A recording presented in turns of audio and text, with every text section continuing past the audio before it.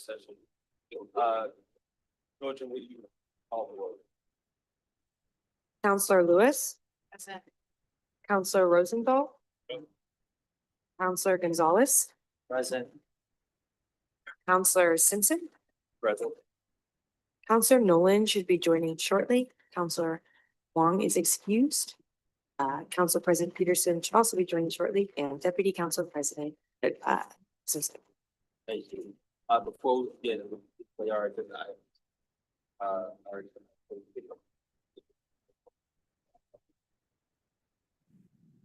Laura Lepley, a Metro Park Ranger. Here at Oxbow Park, safety is our #1 priority, not only for our guests, but for our staff members. I'm at the Welcome Center and you're at the Regional Center. The council chambers are located on the 3rd floor. In the event of a fire or fire alarm, please exit through the door in the northeast corner of the room.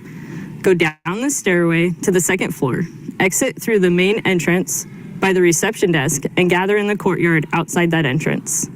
In the event of a medical or fire emergency, please call 911 and notify the security agent at the reception desk. The nearest defibrillator is mounted on the steps leading from the reception desk down to Grand Avenue. Thank you, and come visit us at Oxbow Park. Okay, today we will continue to discuss the fiscal year 2025-26 budget. Metro Council approved the budget on May 1st following several meetings the past few months, but our discussions are ongoing. Today's extended work session includes presentations from 3 departments and continues to provide us with a well-rounded view of Metro's budget as a whole. As with our previous budget work sessions, we will have time for discussion after each presentation and additional time in the afternoon for open discussion. We'll take a recess at approximately 12:15 for 1 hour. Lunch will be provided outside the chambers. Our first presentation today covers the budgets for central services that support the agency as a whole. Here to present and answer questions, we have Deputy Chief Operating Officers Holly Calhoun and Andrew Scott.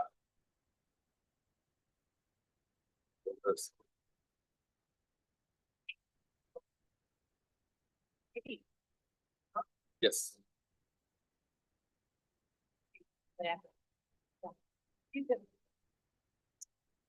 Okay, so good afternoon. My name is Holly Calhoun. I use she pronouns.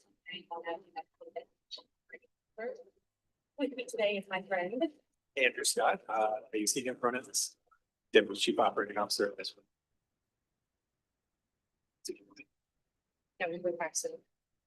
Okay. All right. So before I provide an overview of our agenda, I want to share a couple things with you all. You'll notice that Andrew and I will be presenting on behalf of our technical service directors. They're in the crowd amongst us. So at the end of our presentation, we'll bring them up here for questions and discussion. You will also notice, as you see on the slide here, that our slides, some of our slides are going to have new graphics, visuals, and colors. This is part of a brand refresh that will be formally launched. Well, hasn't been launched yet, but we thought we would do a soft launch of some of it today. So I'll speak more to it in the comms budget update, but just wanted to share that with you as we kick this off. Okay, so now going over our agenda, just for you with how we're putting our time together. We will start with an overview to provide a little bit of the background into how we made our budget decisions around the central services budget, including the decision-making around the constraint packages. Andrew will share an update on the kind of relationship and background of the strategic targets and the performance management system and overall structure.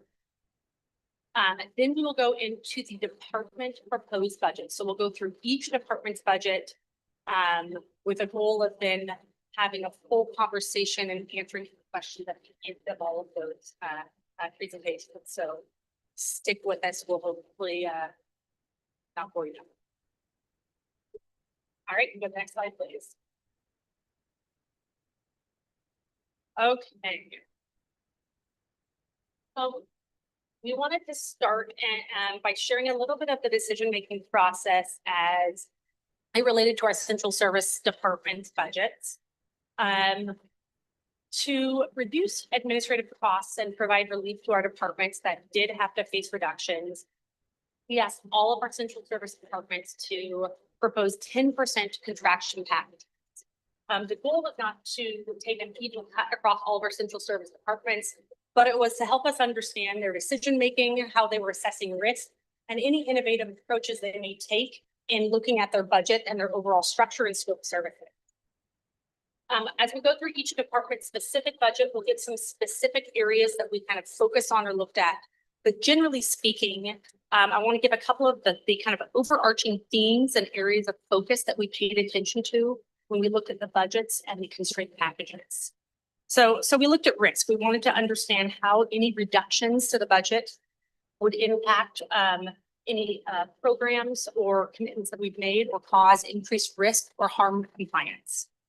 We also wanted to look at structure. As you'll see as we go through the presentations, our central service departments are all structured a bit differently. Some of them are fully hybrid, some of them are fully centralized, which means all of the services sit within that department and no expertise within that field is in our external departments.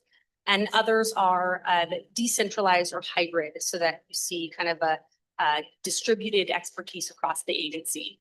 So that factored into our decision making. We also wanted to see any new programs, initiatives, or just emerging needs that happen through this budget process and make sure that we weren't shortcutting any central service needs that might be necessary for those investments. As we looked at the different proposed constraint packages, we also looked at the distribution of FTE. We wanted to be mindful that we had a balanced distribution of represented and non-represented staff and management and non-management. And you'll also see, we'll talk about the M&S budgets for our central services, but we wanted to make sure that we didn't cut central service budgets that were actually supporting agency-wide needs. As I said, you'll hear more about that as we walk through the department budgets, but for now, I'll hand it over to Andrew to talk about Metro's vision and framework.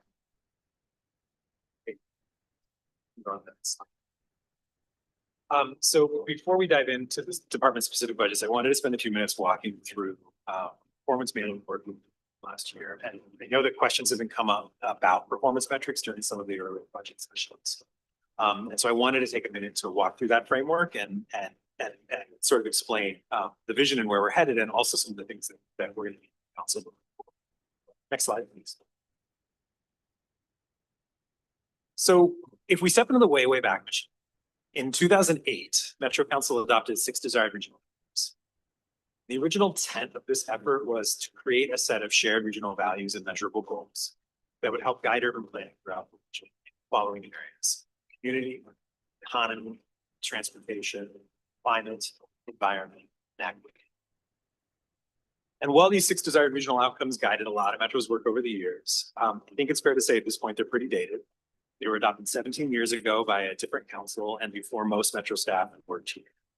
I would also argue the 6 desired regional outcomes, well-intentioned, they've driven a lot of really good work over the years. They also tried to be everything to everyone all at once, rather than focusing on some key outcomes and setting priorities for the organization. Next slide. Which I think really brings us to today. So a little over a year ago, this council adopted 3 strategic targets that were focused on housing, the environment, and all 3 of those targets were under an umbrella, sort of a North Star, that was defined as working to build an affordable, climate resilient region where everyone has a chance to thrive. To get to these strategic targets, to develop these strategic targets, you all consulted with a number of internal and external stakeholders. You created tiger teams to dive deep into each one of these areas. You hosted many meetings to discuss this and figure out which direction you wanted to go. And in the end, I think it's fair to say that council created some really ambitious targets. Those targets are listed on this slide. You created a target around housing for all. You created a target around a resilient economy for all. And finally, making significant progress on our climate resilience goals. You'll notice on this slide at the bottom, we also have added a support logistics category that was really intended to capture the central services that we're talking about today, the things that help power metros and organizations so that we can deliver on those targets and promises. And I think it's worth reflecting on the fact that there are really strong echoes in the strategic targets from all of Metro's previous visions and frameworks. But I also think what these targets did, and what I'm excited about, is they give us some really clear guidance on how to organize our efforts and track our effectiveness. slide. So what this slide is trying to capture is really how the overall performance framework is intended to come together. It's intended to ensure that we set SMART goals as an organization, we collect and provide the data that shows we're making progress, and we develop a regular pattern of analysis and reporting that informs decision-making at all levels. As you've seen in a number of other department budget presentations, as we go through each of the central service departments today, we're going to talk about 2 to 3 key performance measures that those central service departments have and how they tie back to the strategic targets. Building a performance framework like this takes time, and every year we're getting a little bit better at measuring our progress, but we still have a long ways to go, which I think was highlighted by some of your earlier questions in the finance sessions. Ultimately, when I think about what vision for this performance framework is, what I would love to see are 3 things. First, that every metro department is tracking the operational measures internally. These operational measures are things that to tell the department leadership whether attendance at our venues is up or down, whether the condition of our facilities is improving or degrading, whether solid waste tonnage is. Second, that every metro department, as well as metro as a whole, is reporting outcome measures to council and the public. These are the types of measures that tell us whether our efforts to protect fish and wildlife are effective, whether we're meeting our metro greenhouse gas emission reduction targets, or whether our supportive housing services fund is having an impact on the housing crisis we're just in. And then third, and I'll admit this is the hard one, but I would love for council to adopt some regional indicators that measure how we reach this. These are things that relate to Metro's work, but maybe largely outside of our direct control, although not necessarily outside of our work. So examples of a regional indicator might include things like regional greenhouse gas emissions, or regional housing production, or regional job. Ideally, in a really well functioning performance framework, all 3 of these things come together comprehensively. And I also want to add that the guiding vision for a performance framework can and probably should change over time. So in the last slide, I showed you the strategic targets that we adopted, but performance management systems shouldn't be static. To the extent that council wants to take another look at the strategic targets and decides to make changes, or as part of our future visioning work that you've heard a lot about, continue to, that you want to focus in on a particular area, a good performance management system can and will adapt to that direction. We're trying to create something that has that flexibility. So in terms of next steps on where we are with performance, we're working hard to make sure that departments have #1 coverage, so the operational measures. And we're also working to present you with some options for what I put in that second category, the outcomes. What would be really helpful from council, and we don't need to talk about it today, but we'll come back in a future conversation. What would be really helpful with some council's guidance on, 1, are we selecting the right outcome measures? Are they things you want us to be tracking? And 2, are you interested in adopting? So that's not a requirement of a performance framework, but it is something that we talk about when we adopted this changing practice. And again, we don't need to talk about it today. I'm happy to come back and talk either individually or if you want to invite me back to a future board session. But wanted to sort of provide this overview. And as I mentioned, the rest of the presentation, we're going to go through the central service departments. We're going to talk about some of their performance measures and get into council discussion questions. But I think I would pause here just to see if there's any specific questions. Performance frameworks. 16 minutes over. I know some of those questions were President Peterson, Councilor Gold, not yet. I can send this presentation to this one.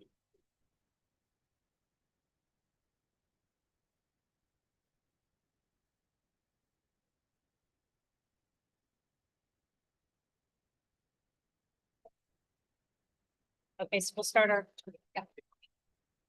Yeah, it's really, it's actually just whether you have questions about the performance framework. And again, what I'm just trying to sort of outline is we've made a lot of progress over the last couple of years. And just again, in terms of our internal outcome measures, or sorry, internal operational measures, having council set some targets has given us something to aim for when we start thinking about those.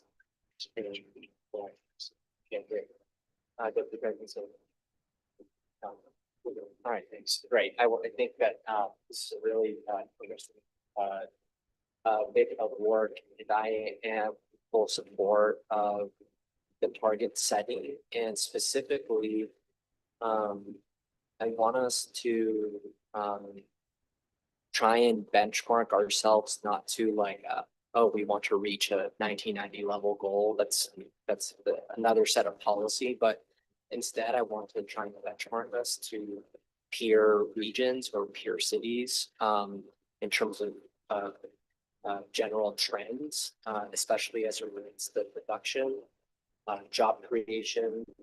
Um, and I know that there's some of that work happening in Metro already, like a blog quarterly, that some of our very smart people do.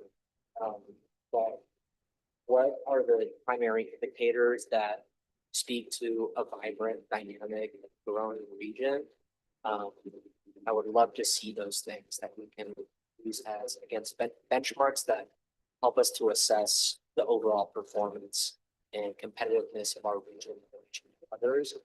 I think sometimes what is difficult with the policy approaches that we've implemented in the past is we benchmark against ourselves, but a past version of ourselves, which could be difficult to assess.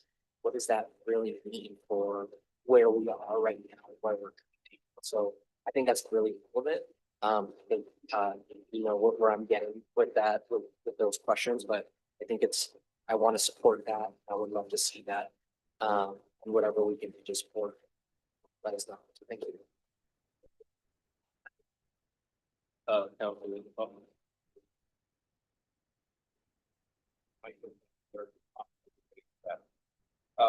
What was that question? No, but that's helpful for you to respond. Yeah. He's not gonna respond. I guess, when I look at this, and I think particularly important is the fact that we continue to have by department, self-awareness kind of measures so that we look back and say, how are we doing? The bigger question, of course, is, and this is a philosophical question, is the region better off with the regional government? We seem to be a model that has not been applied or adopted in the rest of the country. Sometimes I wonder, I think we're doing better, but the question is, how do we make this known, or how do we really assess that? And maybe you have some comments on that.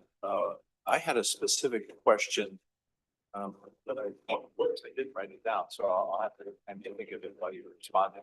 So the question is, how do we assess overall the performance and whether we're doing better as a region because of what we're doing? You mentioned some of the things about climate goals. Those are hard to measure because we're a small player in a very large country and a very large world. So perhaps you can just share some light on this. Yeah, it's a great question, and I won't have an answer in terms of how most effectively to measure, but I think it's a great thing for us to grapple with. And I think we could hit it on a couple of different levels. One of those what Metro exists is to address those issues across local potential, right? Those things that can't be done solely by one city or one county.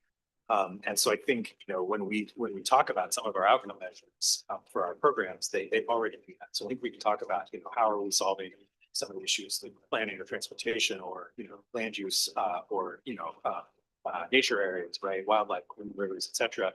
I think some of those get to the value of a regional outlook. I think specifically your question, and I'll need to think about it a little bit. And I think it'd be great to get feedback, you know, in separate form from council on this. You know, measuring the effectiveness of Metro overall is great. We should, right? And I think we are. I feel very strongly that we're adding value. How are we measuring that and showing to the community? Right? That's really. I'll follow up with one other specific question. One of the, we talked about the various goals, and one of the things, our goals is the resilient economy. I never understand exactly what that means. As you know, Oregon is one of the few states where we're primarily dependent upon one technological sector. We have one of the least diverse economies in many regards. So what do we mean by resilient? We mean diverse. We haven't shown to be very resilient lately. So I'm not sure what metrics we're going to use for that going forward. Growth, one measure that we would use. You know, if you shed some light on how we really can measure resiliency. Yeah, and I think you're getting at. I mean, you're talking about it in terms of how do we weather, right? Those external shocks. How do we weather recessions? You know, Oregon traditionally has fallen faster, but also recovered more quickly. We're not sure that's true anymore. We're continuing following, or we're actually not growing over the last year, a couple of years when other, local companies are. We'll make sure to see what happens, this year. So I mean, that's another reason, right? So getting back to City Council Gonzalez's comment about benchmarking, we're looking at other like cities or regions, and we haven't seen the job growth what they have. That's an indication to me that we're less economy.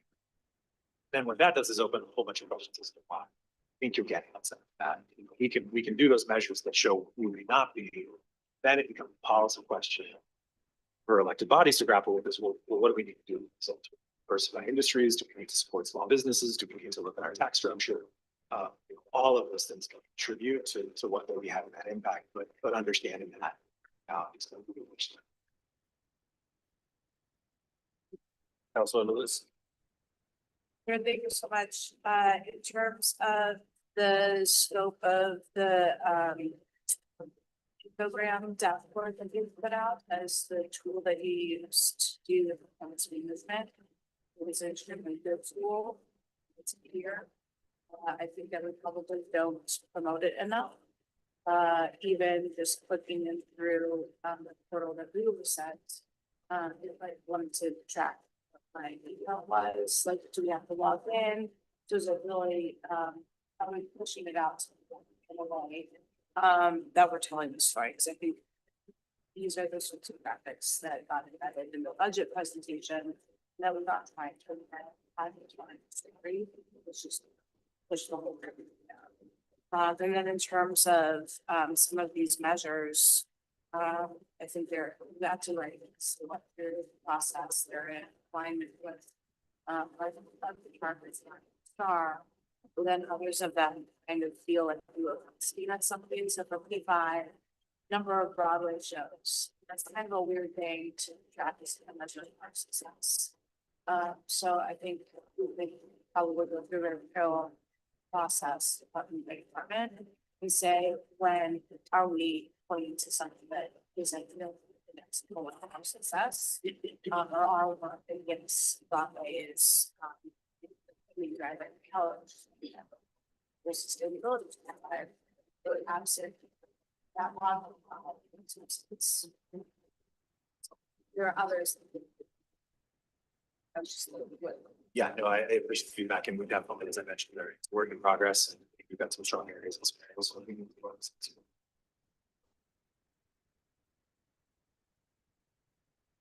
fact, we'll be highlighting one of those in today's presentation. So more to come on that. Okay, let's move forward. We'll start with human resources as our first department. You go to the next slide. So I wanted to start by highlighting some of the investment progress, successes for this department fiscal year to date. Starting with our labor relations team, who has successfully ratified CBAs for several of our collective bargaining agreements. They have engaged in impact bargaining, and they've managed a caseload of 375 employee relations inquiries, 122 investigations, and 96 ADA accommodations. Our class comp team implemented a brand new non-rep compensation model, which included new bona fide factors, a new wage placement tool, classification criteria, etc., to be in compliance with our Oregon Equal Pay Act. On the recruitment front, in addition to hiring 123 regular status and 169 PhDs fiscal year to date, they also finalized a new interview panel and a bank of interview questions, just to ensure that our values and legal obligations were aligned. Our HRS folks led a successful timekeeping systems migration and conducted an ERP discovery session process, which is essentially a technical review of systems gaps, and developed a new total compensation statement to help employees better navigate paychecks. Our benefits and wellness team collaborated with our benefits brokers to ensure continued participation of Providence and Legacy within the region's Blue Cross plans. And lastly, our training crew offered 75 in-person and over 290 training courses for a total of 19,338 hours of staff training. Next slide, please. So this department also received a couple of bud mods for FY 24-25. Wanted to give a quick update on those. It included 2 FTEs, so 2 additional positions. The first was an HR business analyst, which was created to support both short and long-term ERP needs. This role has already brought great progress. Oh, nice. That was like and success to the team. It's really helped streamline some manual processes and will be instrumental in the ERP project moving forward. And then the labor relations manager was a new approach in which this role was embedded into our zoo department. And the scope of the role was even shaped in partnership with our zoo leadership team. And it has really added great value navigating collective bargaining agreements, addressing complex workplace challenges, and just upping the overall HR service. Also got 2 M&S requests, 22,000 for a new onboarding module, which is really just streamlined the onboarding process and improved efficiency and accuracy. And 27,000 for an expansion of our learning management system. And that essentially broadened our access to an additional 30,000 courses. And we have, as a result, seen course participation nearly double. Next slide. Okay. So as I mentioned at the beginning, we kind of gave some broad overview of what we considered as we looked at the constraint packages. I'll provide a bit more specific rationale as we walk through each of the departments. But starting off, you'll see for the HR budget, proposed budget for FY 25-26. It includes 32 FTE and an M&S budget of 667,640. I also want to point out that I think the M&S budget has been called to question in some of the previous presentations. So it's important to note that nearly 75% of these M&S dollars are earmarked for agency-wide services and programs. So for example, paying for our retirement plan financial advisors, benefits brokers, training courses, and employee engagement activities. Okay, so a couple of the areas that you're going to see a reduction in this particular department are within our recruitment team, and then our restructuring within our classification and compensation team. Metro has experienced a drop in turnover over the past few years. So last fiscal year, we saw a 20% decline in the number of recruitments from the previous fiscal year. And we see this trend continuing, or at least remaining flat, based on the conservative changes proposed for the upcoming fiscal year budget and other trends within our local economy. Like, for example, net loss in jobs. One of the other benefits of the HR department is it's got a dynamic scope of services, and it allows us to constantly look at the structure. You'll see a lot of different HR structures in different organizations. And so our HR director saw an opportunity to improve span of control. So another one of the changes that led to a constraint was a change in reporting to minimize a management position and add reporting into our total rewards manager. So essentially improving span of control. Okay, next slide, please. So I'll kind of show that visually on the next slide, which is their org chart, which tells a little bit of the story. And again, the constraint package for HR includes 2 less FTE than the current state. So while HR is a fully centralized department, they do have several functions within the structure that are assigned or dedicated to specific external departments. So, for example, our labor relations, HR business partners, and recruiters have a portfolio of external departments that they support. The benefit of that model is that as different issues come up or changes, they can kind of move those portfolios around as to be responsive to evolving needs. So conversely, you'll look at this structure. Some of the functions within HR support agency-wide needs. So, for example, our class comp, benefits and wellness, HRIS, and training teams develop agency-wide systems, policies, and programs. So they are not assigned department portfolio. Okay, so as I mentioned, the constraint package for HR includes a restructure on the class comp team and a reduction on the recruitment team. And move on to performance measures for HR. So we're going to share two performance measures and an equity metric. I would just want to note that in addition to these, HR also manages an HR dashboard that provides a rich set of data and trends related to HR actions. This particular performance measure sits under the support and logistics strategic target. And this one is around Metro's required learning program, which was launched in FY23. So at high level, this program includes courses around ethics, safety, mandatory reporting, and a series of policies around discrimination, harassment, anti-bullying, etc. So this chart reflects data for FY 23-24, showing a completion rate at 73%. And we are currently at 56% completion for FY 24-25 to date. Since the required learning program consists of 9 different courses, most employees tend to complete the full program by the end of the 4th quarter. And we just issued some reminders. We hope to stay up there. I did want to call out, I think that it might have been even last year's budget presentation. There was a question why we didn't have a goal of 100%. So I wanted to share a little bit of why 90% is actually a stretch goal. And there's a few different reasons for that. One is the report itself. The report that tracks compliance for this is not able to pull out turnover. So terminated employees are still within this report, so it skews the data a bit. Another reason is that the report is ran fiscal year to fiscal year. So if we have an employee that's hired, let's say June 25th, they've got about a week to complete the full course, or they're considered incomplete. Another example is maybe unexpected leave of absences. And again, I think the bigger takeaway here is that we focus on the increased compliance and that folks are receiving this training.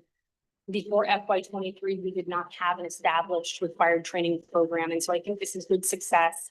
And that's another great example of where might our ERP enhancements allow for some more sophisticated reporting. All righty, move to the next one.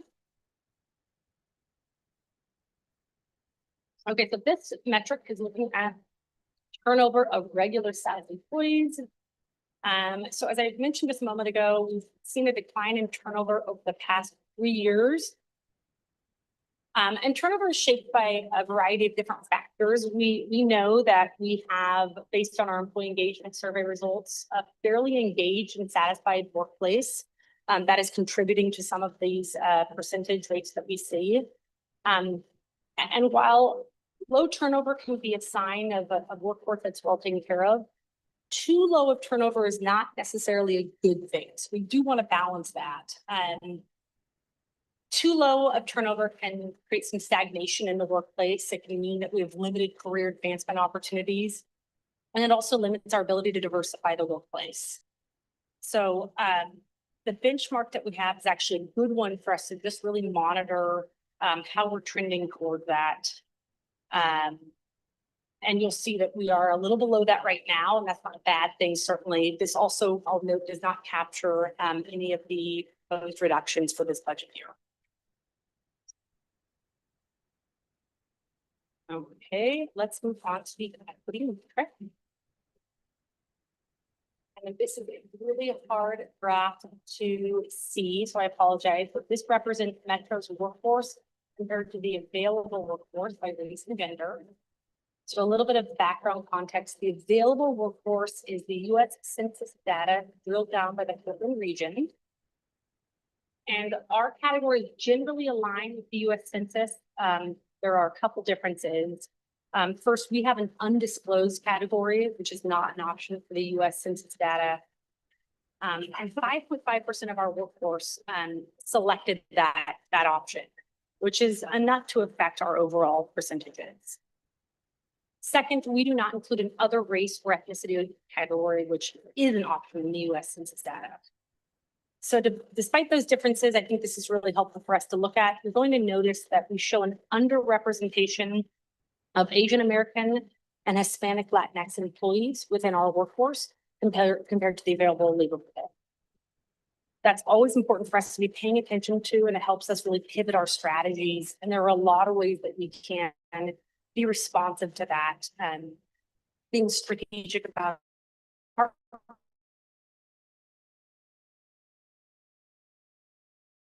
to be mindful of biases. So for example, making sure that we aren't putting qualifications on a position that are higher than necessary for the role, and just a couple examples of things that we need to be mindful of and the benefit of tracking data like this.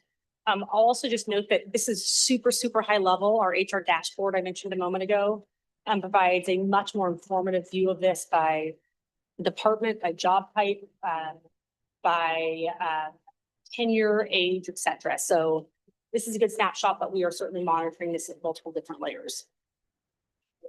Over to you, Andrew. Great. Okay, we can move on to capital asset management department. So this is a relatively new department. CAM was created in 2019. Let's ask a question before we get up to resources. There's one question I got a little confused. You talked about adding 2 staff members, one Sue for labor relations and another one. And then there was a slide that said a reduction in recruitment staff. So I wasn't quite clear on the numbers in those two. Great question. And so to not make that too confusing, the first part was an update on bud mods that were adopted last fiscal year. So we had 2 positions added, which was on that ERP and labor relations team. Right. The proposed budget, which will be adopted obviously by all of you soon, is reducing 2 positions on the recruitment team. And I think that is a great example of on our employee relations and systems side, we cannot afford to cut. We are able to cut on the recruitment side. Okay, so it's 2 separate years, 2 separate pieces, but the way in which I presented that might have sounded but confusing. it balances out. Yes. Okay. No, great question. Great. Okay, so capital asset management, as I mentioned, it's a new department created in 2019. And with council support and funding, I think CAM has made a lot of progress over the last few years in areas of sustainability, emergency management, asset management, and capital project delivery, which is of course the reason why it was created. And you know, for example, CAM leads the implementation of Metro's $244 million capital improvement plan, managing over 180 projects, ensuring compliance with over 500 sustainability requirements. CAM conducts facility assessments throughout the agency to determine the status and condition of our facilities. They've also really worked to advance EV infrastructure in some of our environmental. CAM's also enhanced organizational resilience and workplace safety by establishing an incident management team training program, conducting agency-wide chemical safety inventories, and assessing staff needs to optimize the hybrid environment. Next slide, please.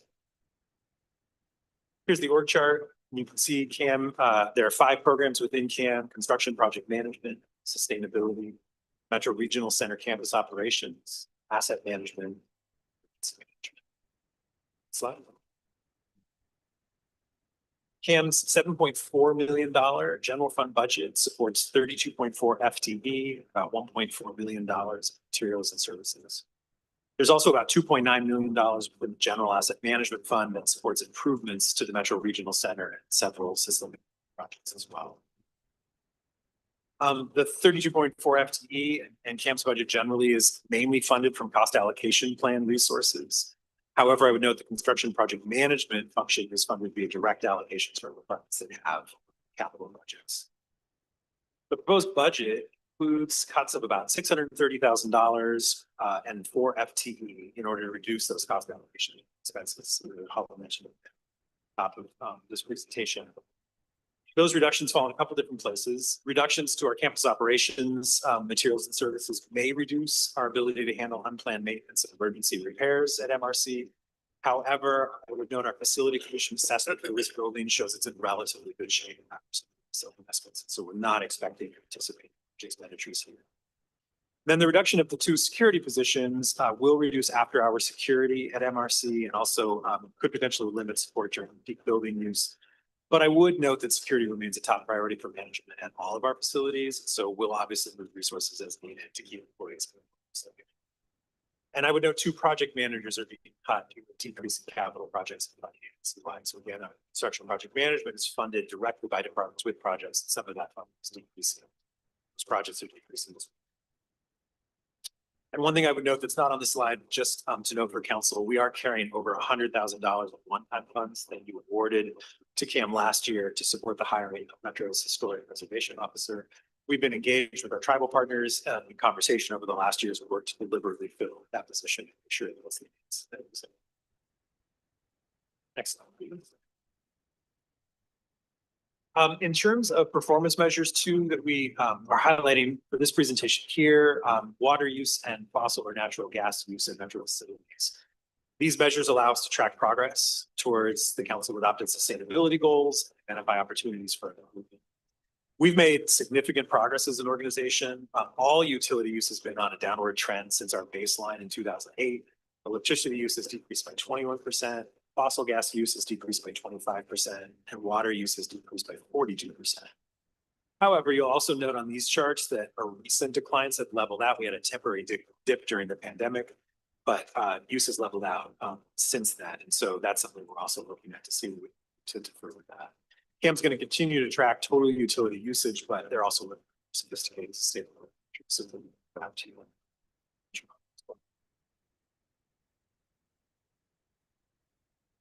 Okay, next slide, please. We will provide an update on our central communications department proposed budget. You can go to the next slide. So briefly, this department supports a range of strategies to raise awareness of Metro's services, resources, and programs, sharing a few highlights of this fiscal year, starting with coordinated marketing. So this was an effort that they put in place to ensure that all of our public-facing communication strategies were aligned and integrated. So this is a benefit because it makes sure that not only is our messaging consistent, but it means that we're also getting the best deals on ad buys. So as an example, last summer, we had 3 different departments all buying radio messaging on OTB, each using different taglines and using different messaging. So this strategy will eliminate that from happening, and it also will help identify opportunities for cross-promoting our services and programs. I'm also excited to share a bit more information about Metro's brand refresh. I mentioned that a lot of the slides and imagery you see are part of that soft launch today. But again, that brand refresh includes new graphic design, fonts, and colors to better represent who Metro is today. And unlike a full rebrand, which would include things like a full mission and vision revamp, this allows us to make some thoughtful enhancements and helps bridge us to a future vision. So a couple of the priorities that drove this refresh were incorporating housing into our kind of set of services and programs, and the ability to make the necessary changes to comply with new digital accessibility requirements. I'll speak more of that in just a moment, but an example of that is that the new presentation templates will allow for closed captioning in work sessions like this, and will provide presenters with more flexibility and creativity while still staying on brand. So as I mentioned, all of the new templates, designs, material, and guidance will be formally launched and available on Metronet soon, but you'll see several of them sprinkled in our presentation today. Just for fun.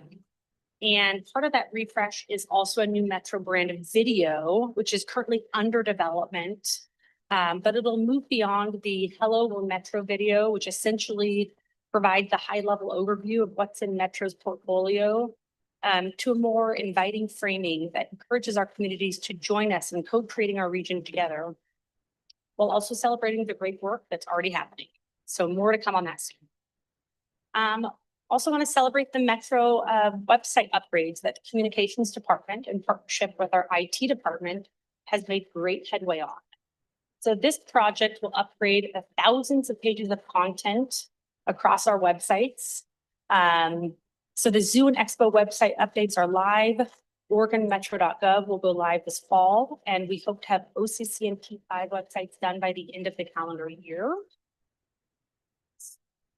And another enhancement was around language access. The team developed new tools and systems to improve our translation services and language access across all of our departments and venues. And this included new vendors for live and written translation services in 19 languages, plus Braille or sign languages. And it also included enhanced guidance to make the process of providing access more efficient for our staff. And lastly, as I mentioned, the digital accessibility element. In April of 2024, the Department of Justice had a new ruling around technical standards that we had to adhere to. So in partnership with IT and DEI, Central Comms is now developing tools and systems to ensure that we are accessible across all of our digital content. Enhanced training will be coming out later this year. Next slide, please. Okay, so the Central Comms proposed budget for 25-26 consists of 11.6 FTE and an M&S budget of 328,790. And that is a reduction of 3.6 FTE and 85,000 in M&S from the current fiscal year budget. Important to note, as I mentioned on the previous overviews around M&S, that 90%, nearly 90% of that M&S budget supports agency-wide needs. For the case of comms, that includes coordinated marketing, paid media partnerships, and contractor services. And the bulk of where that 85,000 reduction in M&S went for the proposed budget is in a system called Meltwater, which was intended to provide media tracking capabilities, but it hasn't produced the ROI that we anticipated. So we are not going to be renewing that contract. And we'll be exploring that more, and I'll talk a bit more of that on the performance measure slide. When assessing additional potential reductions in the comms department, there were a few factors that influenced our decision. So as I explained at the beginning, looking at the structure of each department was a really key consideration. Our central communication structure is a hybrid model. And so what that means is while our central comms team holds unique oversight and expertise, there is a distributed group of communications professionals across many of our departments. So that full scope of communications professional expertise across the agency did factor into our decision-making. And our set of proposed cuts also included a vacancy to minimize the impact of individuals. And we also identified a structural opportunity to improve span of control. So that's also part of our proposed reduction package. Next slide, please. This is the proposed structure for Central Comms. And as I mentioned a moment ago, the contraction package has a shift in structure. So there is reduction in the number of managers on this slide as compared to the current state. And we are actively looking at all of the workflows, the processes, the decision-making structures within this department. And so generally speaking, the overall scope of services for the comms department will stay the same in the upcoming fiscal year, although scale might look different. And just as a reminder, at high level, that scope includes developing standards, strategies, and tools for media relations, crisis comms, community engagement, writing, brand, and design. Moving on to budget performance measurements.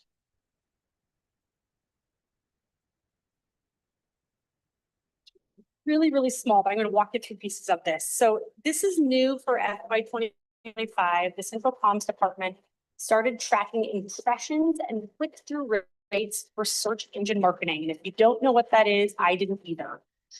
So this metric is intended to help measure how well Metro has set up our websites to meet the needs of the public. So total impressions is the number of times that Metro content appears on a search engine page. Whereas the click-through rate is the number of times that that impression resulted in a click. So we can think of it as engagement, how often people actually clicked on or explored our content. But the reality, and Councilor Lewis, this is what I was speaking to earlier, is this is a really imperfect metric because it's really narrow in Metro. Because while you see on here that it shows that we have a really high click-through rate as compared to the benchmark, it's because we're effectively reaching users who were already searching for our information. So for example, searching for how to recycle batteries or hazardous waste. So they were overall already demonstrating a strong interest in our services.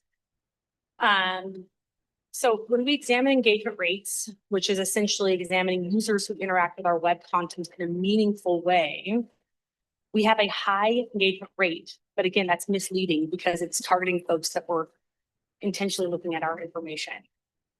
So while it is telling us that our content is relevant and engaging, it isn't telling us who we're missing. So I'm calling that out to say that this is not the right measure for us to be measuring in comms, and we are actively exploring other more meaningful performance measures, and we'll be coming back to you with more information. I'm gonna hand it back to Andrew. Great. Okay, next up, finance and regulatory services. You can go to the next slide.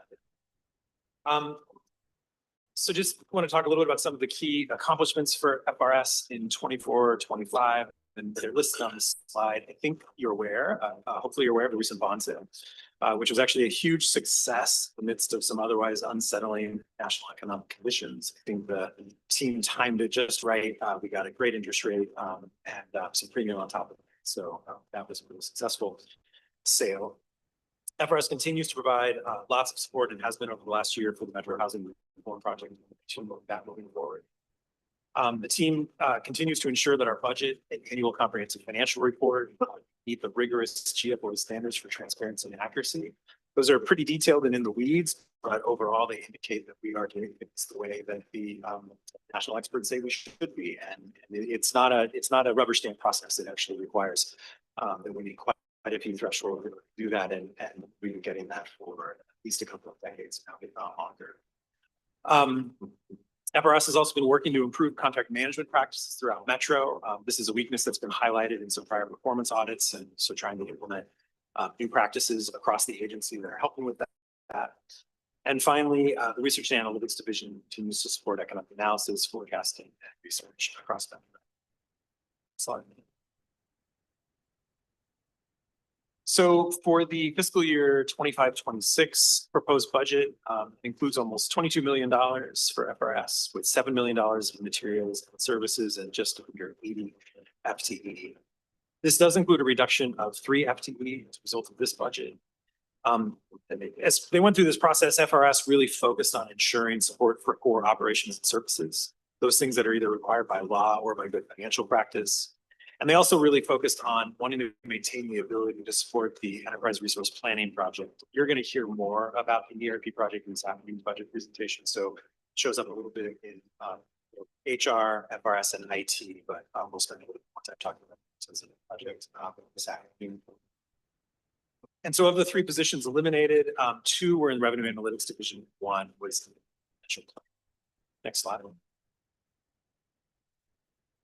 And this slide gives a little bit more of that detail in terms of what's in the base budget. And the personnel, almost 80 people in FRS, provide a variety of things for the agency. They provide accounting services, financial planning, such as budgeting and forecasting, processing all the payroll, so that all our employees get paid accurately on time, procurement services, revenue analytics, and risk management. The total reduction in this budget of about $600,000 represents roughly 4% of the FRS budget. Slide. And this is pretty small, but you can see and get a sense of the organization for FRS and how they're divided up. Their chief financial officer, and it shows all the programs and divisions. Slide. And then I'll spend just a minute talking about performance metrics. There are 3 that we're showing here being tracked by FRS. This includes the percent of contract dollars awarded to COVID certified firms, the amount, dollar amount being spent on COVID certified firms, and the percent of funds in compliance with reserved. So I'll point out in that first performance metric, percent of contract dollars awarded to COVID certified firms. I just note that the dip in the 2024 number is largely due to the fact that our solid waste hauling contract is now being included in that calculation. So previously, the solid waste hauling contract was excluded because there were no COVID firms qualified to bid. However, Metro's done substantial outreach over the last few years. We've done some different structuring around our RFPs and take some other tactics to really encourage more, make sure that our contracts are accessible to COVID certified firms. We did receive a bid from a COVID certified firm this year.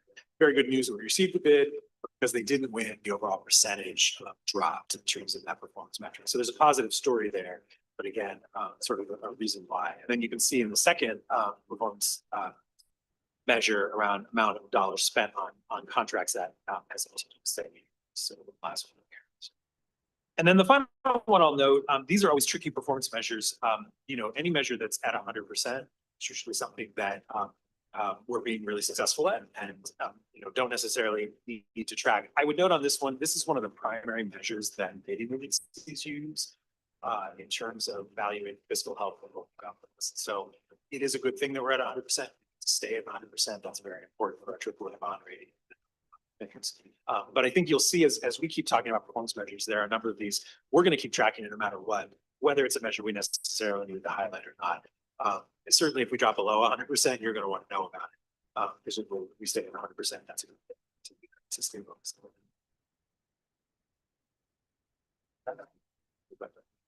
Right, stick with us, y'all. We're got a couple more departments. I don't know if you're as sick of our voices Then as we'll- we are.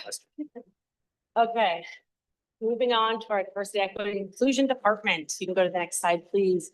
Well, highlights from this department. So as you know, our DEI department released its first comprehensive report or impact report on Metro's progress implementing the goals of the SPREDI, or the Strategic Plan for Advanced Racial Diversity, Equity, and Inclusion.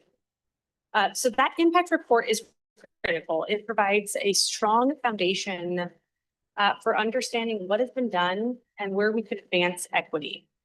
That collective progress tells us what worked well, what we should do differently, and where we should push equity harder. The DEI department also held a critical role supporting the forward movement of two key committees, the Committee on Racial Equity and the Committee on Disability Inclusion. The UGB process was a great example of the importance of committees and community involvement, where we experienced the power of committee that challenged us in ways that resulted in more equitable decision-making. DEI's FY 24-25 budget included the continuation of the Civic Engagement Capacity Building Grant, which supports the development of new generations of civic leaders and the growth of organizations across the region. And in preparation for the next grant cycle, which launches this summer, they conducted program evaluation to identify opportunities to strengthen equitable grant-making practices and program outcomes. This department also launched a new portfolio of work within policy and compliance. So that included the development of a formal employee resource group policy to strengthen the accountability structure and support of ERGs, and the implementation of the service animal policy, which will be part of the series of accessibility policies to formalize employee responsibilities in promoting accessibility for clients, customers, visitors across all of our facilities. And lastly, the department continued to invest in shared learning opportunities with our equity leaders that work within the departments across the agency. And I think we can all recognize that in moments like this, when DEI efforts are being challenged at the federal level, that collaboration is more critical than ever. Next slide, please. Okay, so the FY 25-26 budget for DEI includes 9.6 FTE and 455 and 491 in M&S. So similar to what we've shared in the previous departments, over 95% of that M&S budget that provides agency-wide tools, resources, and programs. So in addition to training, coaching resources, it also supports programs like construction careers and civic engagement grants, and it helps manage our committees and ERGs.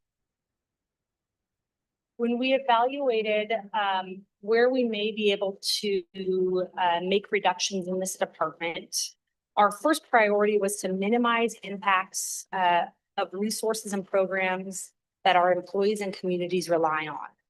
So that included maintaining resources for council priorities around construction careers, civic engagement, and strategic plan. We also consider DEI's organizational structure, which similar to, as I mentioned, around comms, is an embedded model where we have DEI professionals across the agency, which lessens the impact of reduction within the center. Of the 2 FTE proposed in the constraint package, a vacancy was identified and a centralized admin hub will be implemented in the office of the COO, which will offset some of the impacts of the administrative reduction within this department. Okay, next slide, please. So high level overview of this department. Under our director and deputy director are 3 portfolios. The policy and programs portfolio includes civic engagement, outreach and grants, construction career pathways, and the Committee on Racial Equity. The organizational impact portfolio focuses on equipping employees with tools to embed racial equity into their work. And so that also covers our DEI training resources and support of our ERGs. And the accessibility and disability inclusion portfolio, which is really our Title II ADA compliance and disability inclusion program development. Okay, moving on to budget performance measures for DEI. Next slide. The first performance measure is the number of Metro employees successfully completing their DEI required learning hours. And this was on the same timeline as the HR required learning program. So it was launched in FY23. And employees can fulfill those 4 hours a variety of ways. Formal training, agency-wide or department training, self-selected learning opportunities, etc. And you'll notice that we're steadily making progress, but we still have a long ways to go to meet our goal of 90% completion. And those same barriers that I shared for HR of why we don't have a 100% goal exist for this. So this new requirement requires a lot of manual input, and we're still refining our systems for tracking this requirement. But we do have some updated numbers for you. So for FY24, 47% of employees completed DEI learning hours. And this year, DEI learning hours are far outpacing last year. So I'm going to give you some hard numbers instead of percents. So April of last year, employees had completed about 1,500 DEI learning hours, whereas April of this year, employees have completed nearly 5,000 hours. And May and June are the hours we see the biggest hike. So we are feeling confident about that, that growth, and we still see this as an area of opportunity to continue working on. Yeah. What, in a training hour, like what kind of, material or curriculum? Is there a curriculum that the agency has? Is it dependent on a team and adaptive? So like teams can hire someone to help, like how, what goes into that? What are the principles that, we're advancing as an agency? So like, what's the flexibility versus rigor in terms of that? Just because it's a 5,000 hours is Yeah. remarkable. Yeah, that's a Yeah, great I'm just question. wondering, like, Totally. is there like the foundation So of knowledge or something that's super adaptive? But people want to different. Understand. So I'm just kind of curious what totally. that looks like. So I'm going to do my best to share some of this, and Sabrina, certainly if you want to add any of this, but essentially our goal right now is to be flexible because everyone's on a different equity learning journey. So I mentioned at the beginning of the HR section that we just significantly expanded our online training suite of courses that included a big increase in DEI learning. So right there is a kind of choose your own journey DEI learning that employees can go on and pick their own learning. That's going to automatically record those hours. We also have a lot of departments that hire consultants, bring in trainers, go to different conferences. All of those hours can be tracked. We've got employees that sign up for their own keynote speakers or events. Those can be submitted for qualified hours. That is, though, an example of the system that we still need to refine because DEI then needs to review and approve those so that it isn't for some rogue training that has nothing to do or is completely out of line with our equity values. So it's more flexible than not right now. It needs to be refined. But our goal is that we aren't limiting it And the bigger message being that we want you to explore equity and what it means to you.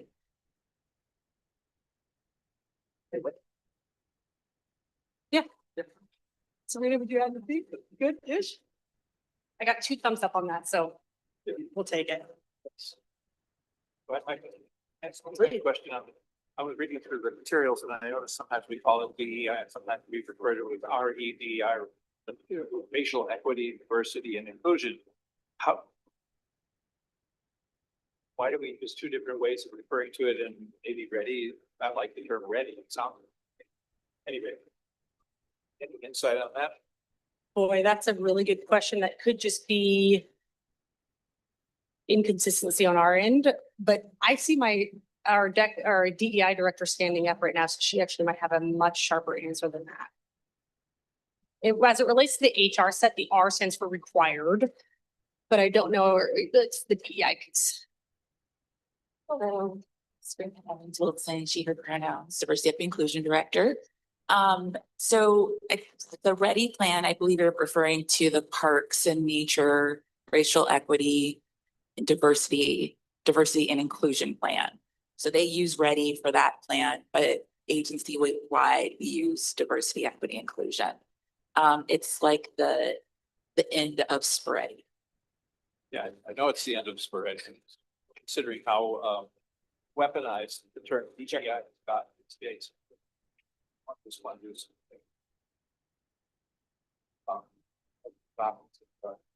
system, Yes. more productive way. And we are going to be doing a lot of work on that over the next year as we get ready for our strategic plan update and our kind of exploration and identification of a framework that unifies the work across the agency. Okay. Thanks. Additional follow-up question.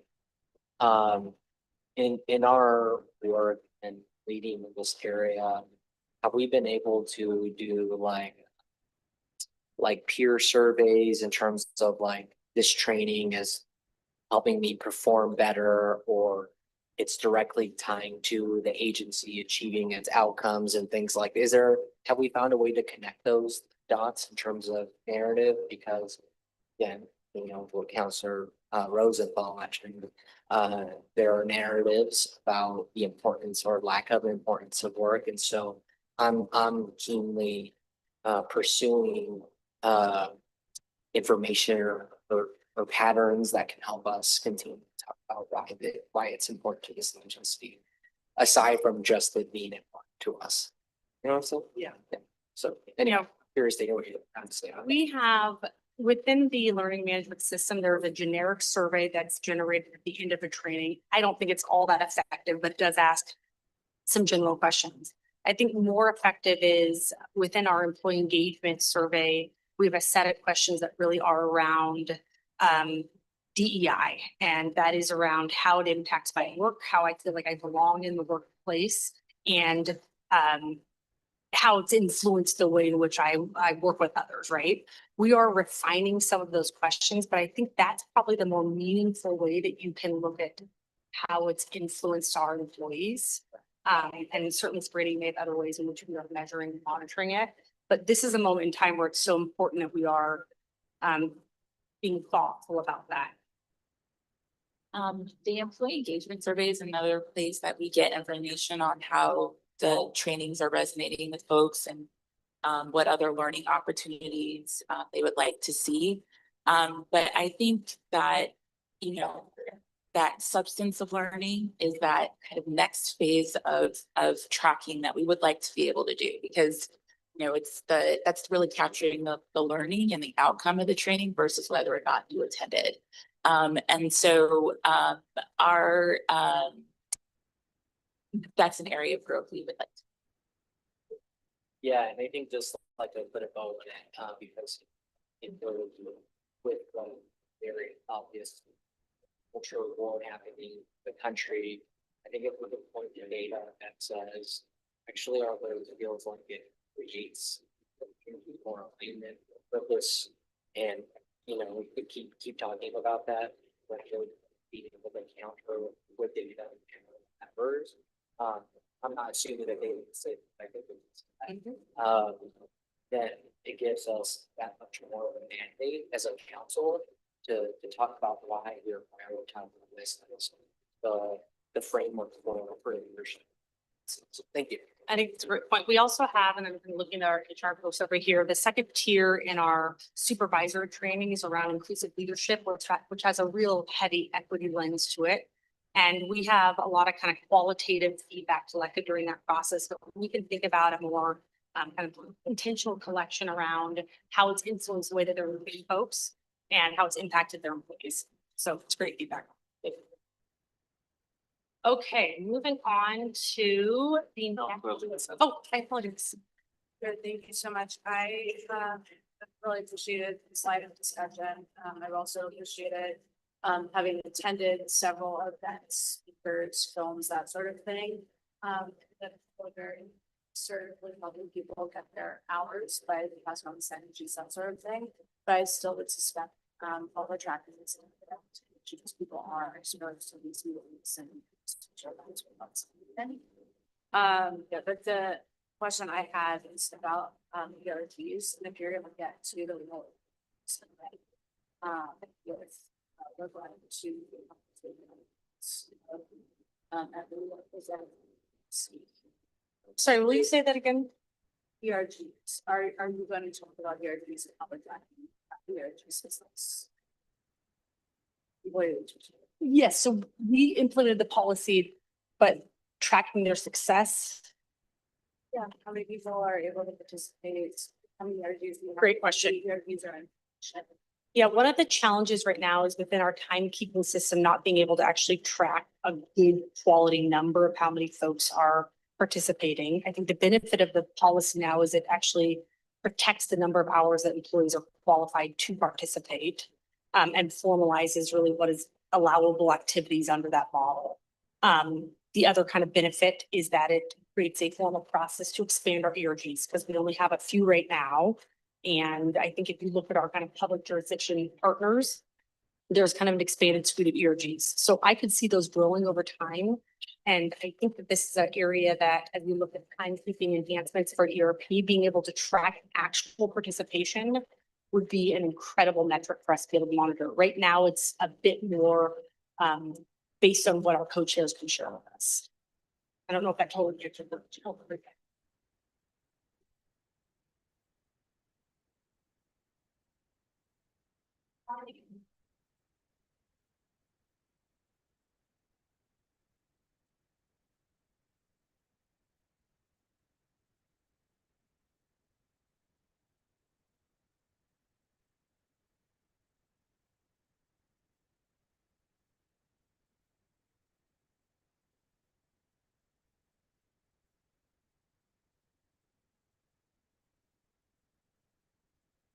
I think generally we have around 250, 300. That's a very, very, very loose number and not right. I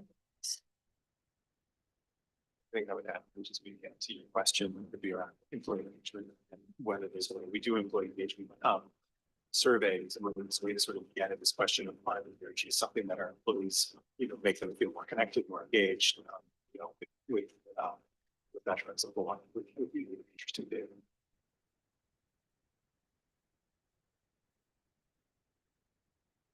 Okay, next performance measure for DEI.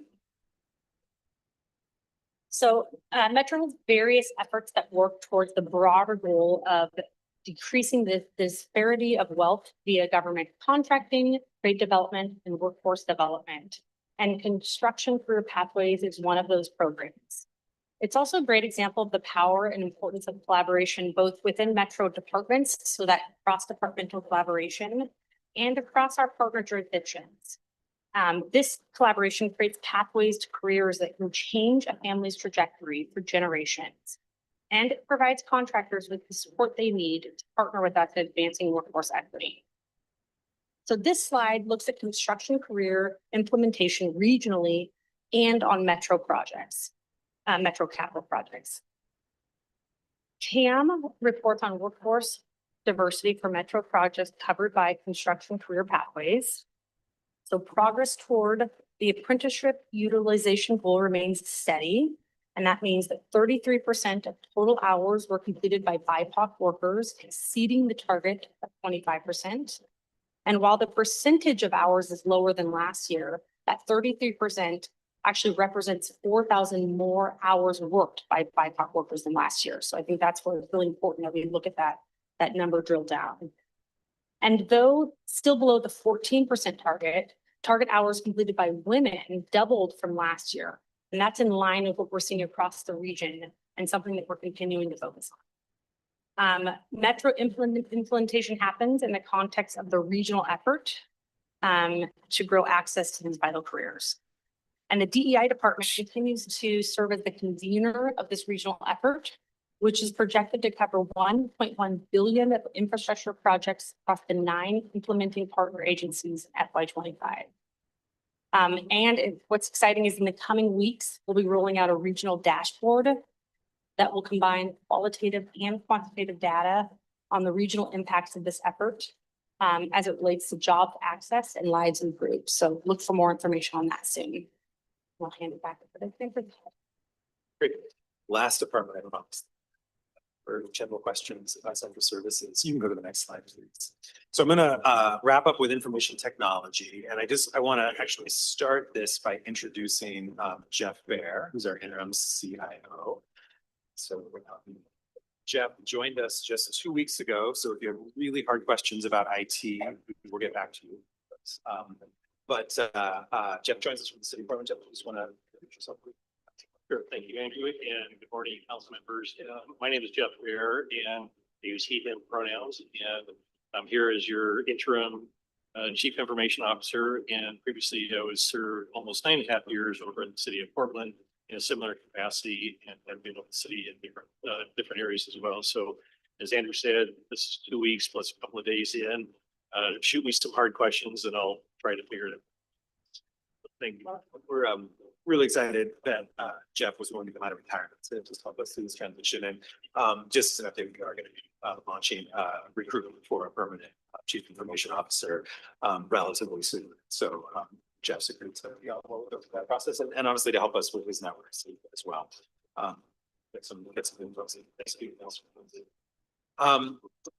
I just want to note a couple of key investments in IT in the current fiscal year. So we've had funding and made some progress on our website upgrades and compliance for our digital assets, which Holly mentioned some of the other presentations before this one as well.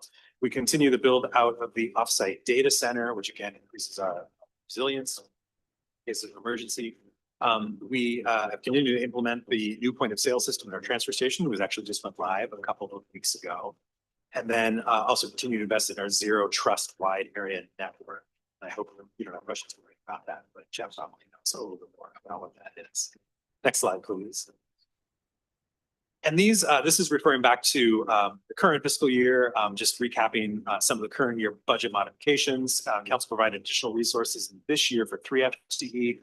One was to address hardware renewal and replacement. Another was the deputy director position, and then an FTE to address after-hour support, particularly at our venues.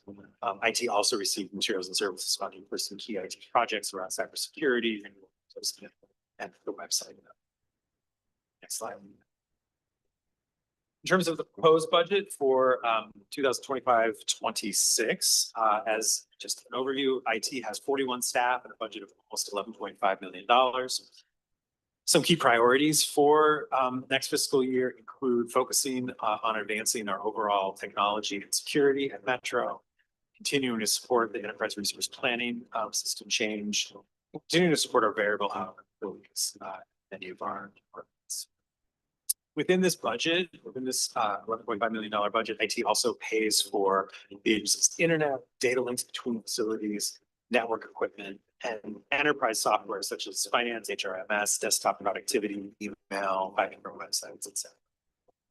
And you can see the key department programs that are listed there. There's the help desk, network, applications, project management, and records management. It's also a good Next slide. Let's just show the org chart. And one thing I will notice that Jeff is filling in as our interim CIO. And the mission, we're recruiting for that position. The deputy director position has actually never been filled. So you did get that position. We do think it's an important position for this department. However, by the time we got ready to launch recruitment for it, late fall, we realized the budget situation was not great. So we decided to hold off on that. We have not, we didn't take that as a budget reduction because again, we do think that's an important position forward, but we're planning to fill chief information officer and move forward with that deputy. See how we And then for the 2025-26 proposed budget, it does not include any reductions for IT. This is mainly because we've been under-resourced in IT for a very long time. We've had some outside consultants come in 2 different times over the last 5 or 6 years. And it's really, both times have said you really under-resourced in a lot of key areas. And we made some key investments over the last few years that we didn't want to hunt. And so even though this was a difficult fiscal year, the CO's proposed budget is not proposing reductions for IT. Well, we are going to need more resources in the future. I mentioned there were no new FTE added either, given some of those budget constraints. So it's kind of a hold tight here for IT. And then we did have some M&S funding for phase 2 of an endpoint security project, more money for ADA compliance for websites and social media, funding for new grants management software, which is sorely needed, and also some professional advisory services. Then the last slide on IT, I'll note, in terms of performance measures, there are 2 key performance measures for IT. One is the number of days to complete our public records requests, and then our help desk compliance. This first measure around completing public records requests shows both our compliance with state law and also our organization's commitment to transparency. It's a number that we want to keep as low as possible. And then help desk satisfaction rating is what I would consider a partial measure of our responsiveness to agency technology needs. It does tell us something about how our help desk is doing, but it is a measure that we continue to look at whether there are other ways to recognize that, even if this measure is high, what's happening with the other 3% where we're not getting that, and then what are some other measures that may be useful in terms of how we're addressing technology through the agency. And then one thing I would note, it's not shown on the slide, we are tracking another measure, which is percentage of VHE staff with Metro accounts. Making sure our VHs have that connection to Metro is really a key part of employee engagement and satisfaction for those employees. And we made significant progress the last few years of adding those accounts to at least well more than half. I don't got the most recent number, but a significant portion of the VHs. That, I don't think that's a question, especially in all of those departments. And again, it's a lot. I try and put it into as short a session as possible, but also be as comprehensive about those departments. Happy to answer questions about any of those departments. We also have time in the afternoon as well. Metro returning for lunch should be relatively quick, and then we'll come back and talk about council office, and GAP, and stuff. Discussion.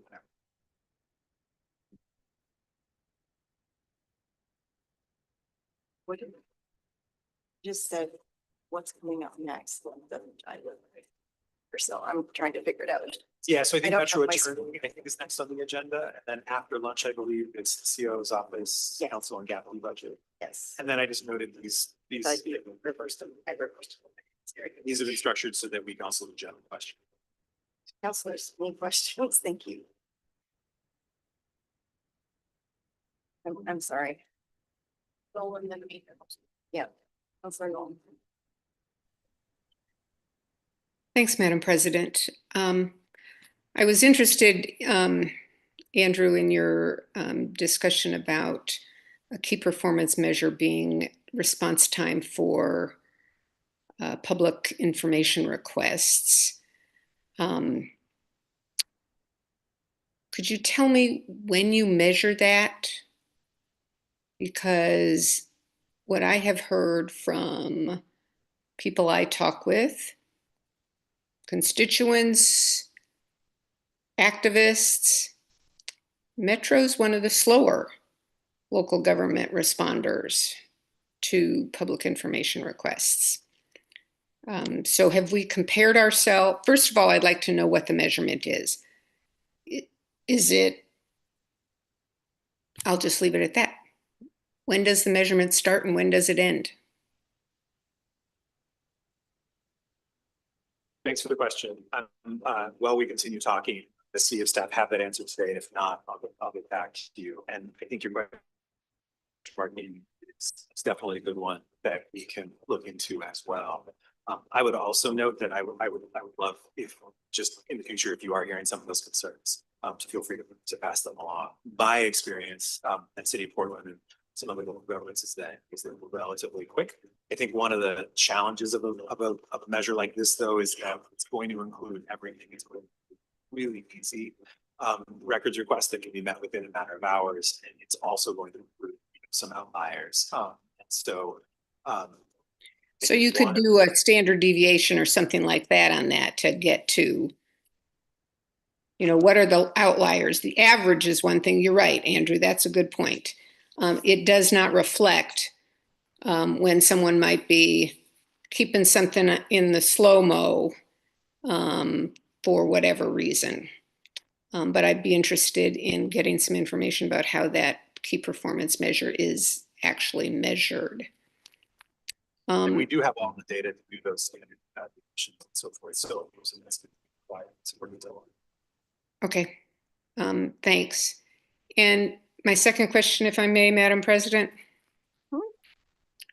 You referred to outside third-party evaluations of our IT department, and on a very high level, you said they've suggested that we're under-resourced.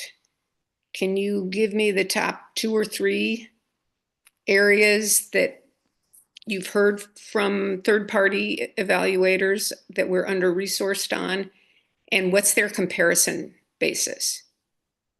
Yeah, so the most, and I don't have it at my fingertips, but the most recent report from a year or 2 ago was Gartner. And Gartner compares to other private sector, but also public sector organizations, and they're probably one of the key sort of IT benchmarking organizations.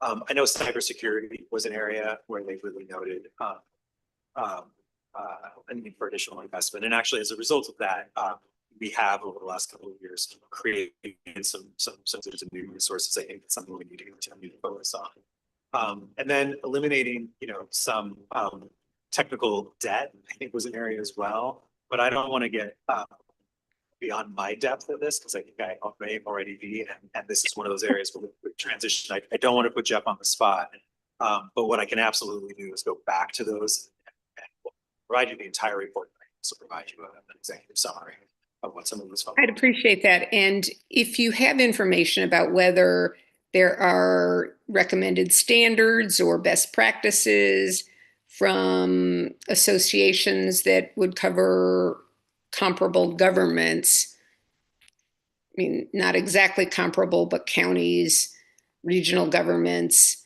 comparing us with the private sector on some levels makes some sense, but it would also be useful to hear if there are best practices or standards that are applied to local governments.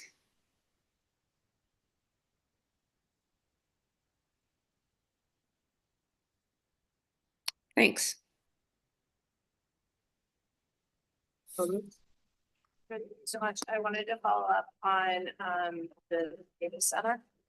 It caught my attention in particular since 11% of Oregon's energy needs to be data centers.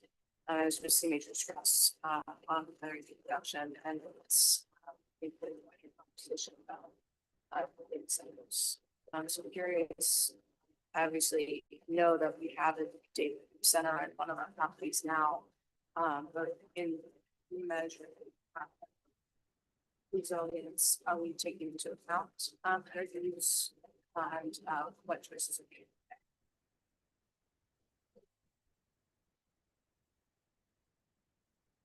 made? And is the question specifically, and I love all the IT questions, given that our IT director recently left, we have a new one in place. Is the question specifically about, because this is referring to us, again, switching to an offsite data center rather than onsite, which again is part of overall organization resilience. Something that happens that we're not going to do. Is the question about the environmental impact of those data centers, or are you getting Well, are we even considering the environmental impact? Are there ways that we can lessen the environmental impact? Are we putting it so off-site that potentially we're no longer in Oregon where we have a cleaner energy stream than most other places? Say for instance, is it so off-site that it's coal-fired and not comes here? What are we doing to contemplate where it's adding a load within our state grid? Thank you. Yes, I'll just note that, folks, not on the energy, not focusing of energy, resiliency. And especially in this area that impacted by the Cascadia subduction zone, that, typically people try to get off-site pretty far outside this. And then, I think it was my second questions. Yeah, I'm guessing we're not big enough to build our own thing. We're probably buying in a tiny space in a larger footprint. But those might be the same footprints that we're complaining against about or fighting in other contexts. That would be my assumption as well. And then Andrew, I think, I can't remember the statistic about our electricity use at Metro, but we should, for the energy that we buy, pretty close to 100% renewable at this point, if not 100. Yes, I believe that's the case. Says our director.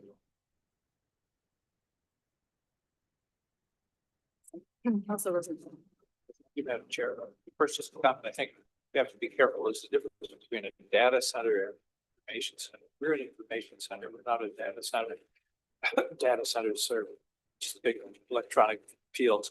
At any rate, I have two questions and a comment. The first question is, and I didn't see anything in here about whether we have any reductions in, or efficiency, increases in efficiency in the use of AI in any of these programs, particularly, for example, in translations or in absorbing and collating information from other sources or feedback on various things.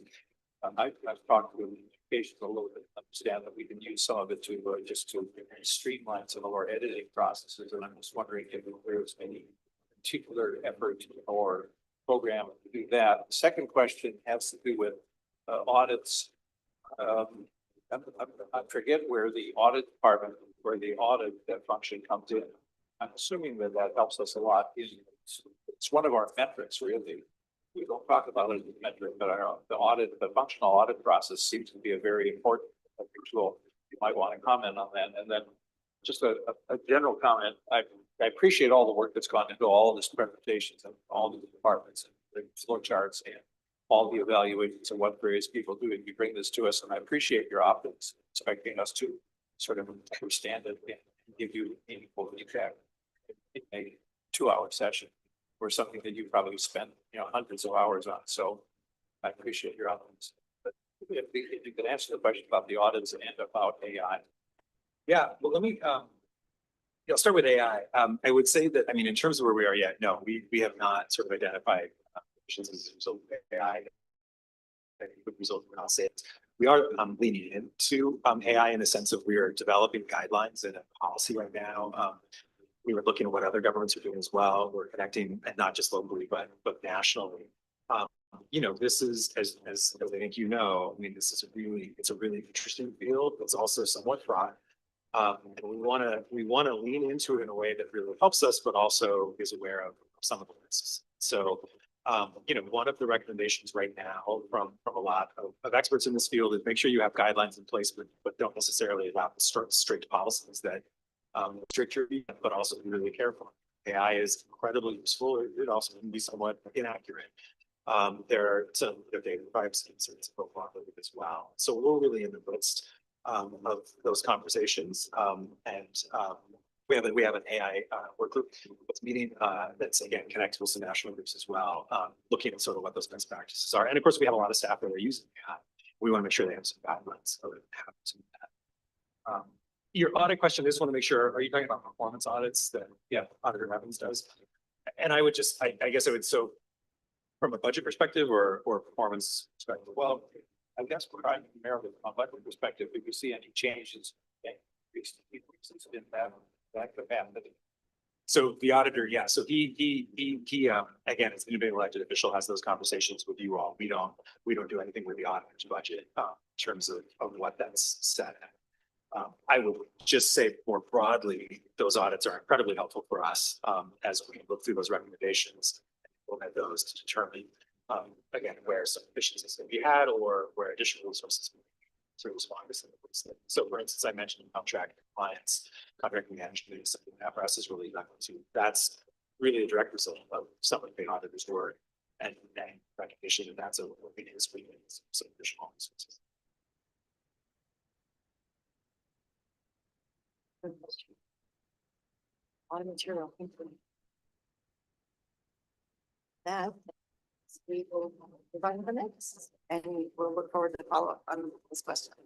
Thanks, everybody. All right, we'll move on to the COO. Office of Metro Attorney Budget Presentation. That's what I meant. Thank you, President Peterson and councilors. I will note that President Peterson looked at me when she was. I know, Was I know. part of the delivery. I knew what I was doing. I just didn't know what I was saying. I'm often quite cognizant that I'm standing between council and lunch, so this is a relatively straightforward budget, but I thought I'd just take a quick opportunity to explain a little bit about our services and then maybe three sort of points to about our budget. If I could have the next slide, please.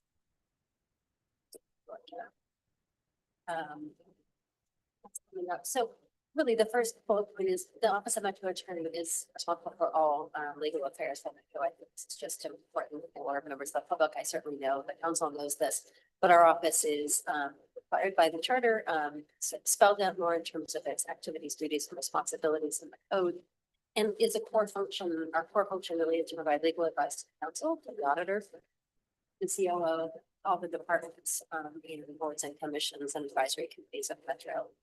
What that looks like is really a wide range of legal issues spanning from transportation and land use planning, real estate, construction, litigation, employment, labor, constitutional law, public finance, public records, public meetings, and then often also policy development and implementation. We see our attorneys playing an active counsel role in that space. I would just note that most Metro programs and operations entail some of this. So I think our attorneys really enjoy that relationship and collaboration. I think Metro services and legal risks are diminished. Services are better and legal risks are diminished by virtue of that close collaboration. Structurally, our office consists of 11 attorneys. Those 11 attorneys include both me and my deputy Nathan Sykes. So there's some administrative duties that we both have. But we have 11 attorneys total, and six support professionals. So 2 paralegals and 4 legal assistants. There is an org chart in the materials. I didn't include it here because it's relatively basic. But I would just note that our attorneys are mostly assigned in general counsel at the specific departments and offices in Metro. My office also manages any outside legal services that we need for recreation and other things. The final bullet is I would say that there are no budget or service level changes proposed in this year's budget. Our materials and services or M&S remain the same as the prior year. Overall, our proposed budget for FY 25-26 is 4.6 million, which is primarily for personnel services and a small budget for materials and services, things like our law licenses, legal research software, et cetera, that we use. The changes in the personnel services budget reflect the standard increases that are applied to all Metro departments for wage changes, steps in cost of living, as well as PERS and health and welfare benefit changes in the budget. And as I noted at the beginning, we maintained it's a very modest contribution, but given this budget environment, we maintained or flatlined our materials and services and not apply the cost of living inflationary increases to that budget. So with that, I conclude. Happy to answer any questions that council may have. That's a brief overview of our budget as proposed. It does come through the Office of Metro Attorney. This council as well is an office reports directly to the council, but our budget comes through the CMO's budget. Any questions? So with your MNS remaining flat, are you confident you'll have the outside counsel you need in our complex of hand? Councilor Lewis, councilors, thank you. Yes, actually, the way we do fund our outside counsel services is by departments, and so departments have a little bit more flexibility. We wouldn't have level that with less than $1,000 budget, but I am confident that our working with our departments that we maintain that flexibility.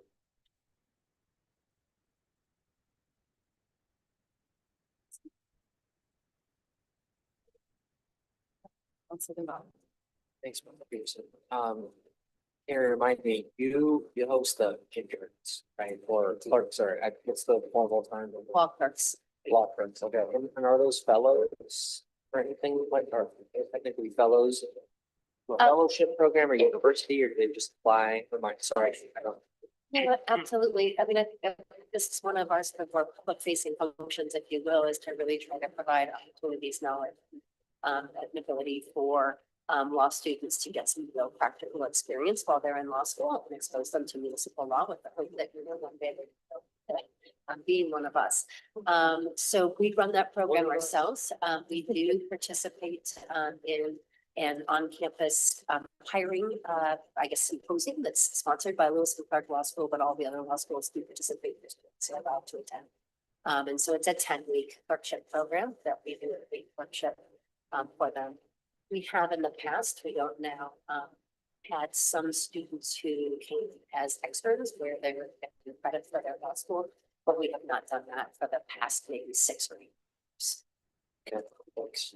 Yeah, just more so wondering about like, you know, what would it take to increase the capacity to do more clerks or if it's something that is reasonable.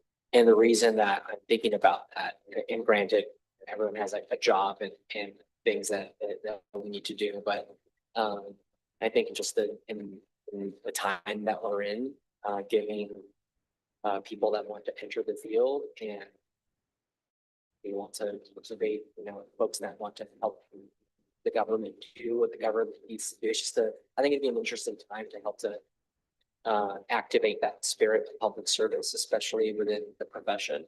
And I would be something that's interesting to me. So if there's any potential flexibility to think about that, or if your team was interested in that, I would welcome it. If it feels like, because again, the world is changing so much that there's so much uncertainty, you and Brian to be flexible and available to defend the agency and our programs and our funding. I understand that, but I think that there's a window and opportunity there to activate the new generations. So I'll put that. Gonzalez, I mean, you spoke to a lot of the reasons and the underpinnings for our program. I would note that we often have 1Ls, which are first-year law students. Our goal really being to provide practical experience for lawyers and a diverse set of lawyers who can you know, get that experience that they might otherwise have a hard time taking. It's a long way of saying we probably put a little bit more into those law clerks than we really get out of them. There is a benefit to that. If we were to explore that, I probably want to look at something more like a longer term clerkship where it takes a long time to learn Metro, right? And to learn what government is about. That's part of the appeal and part of the service that we're going to provide to folks. But it does take a fair amount of supervision. So I'd be happy to move on that with some more different for sure more opportunities. And I'm not opposed to doing a longer than 1 year thing. Again, it was kind of a thought that's been swimming in the back of my mind. And I've enjoyed being able to work with you as you bring folks on and getting to meet them. So, Thank you. All right, so no other questions. Thank you. Appreciate it. And we will recess for lunch. We'll be back here at 1:15. Thanks.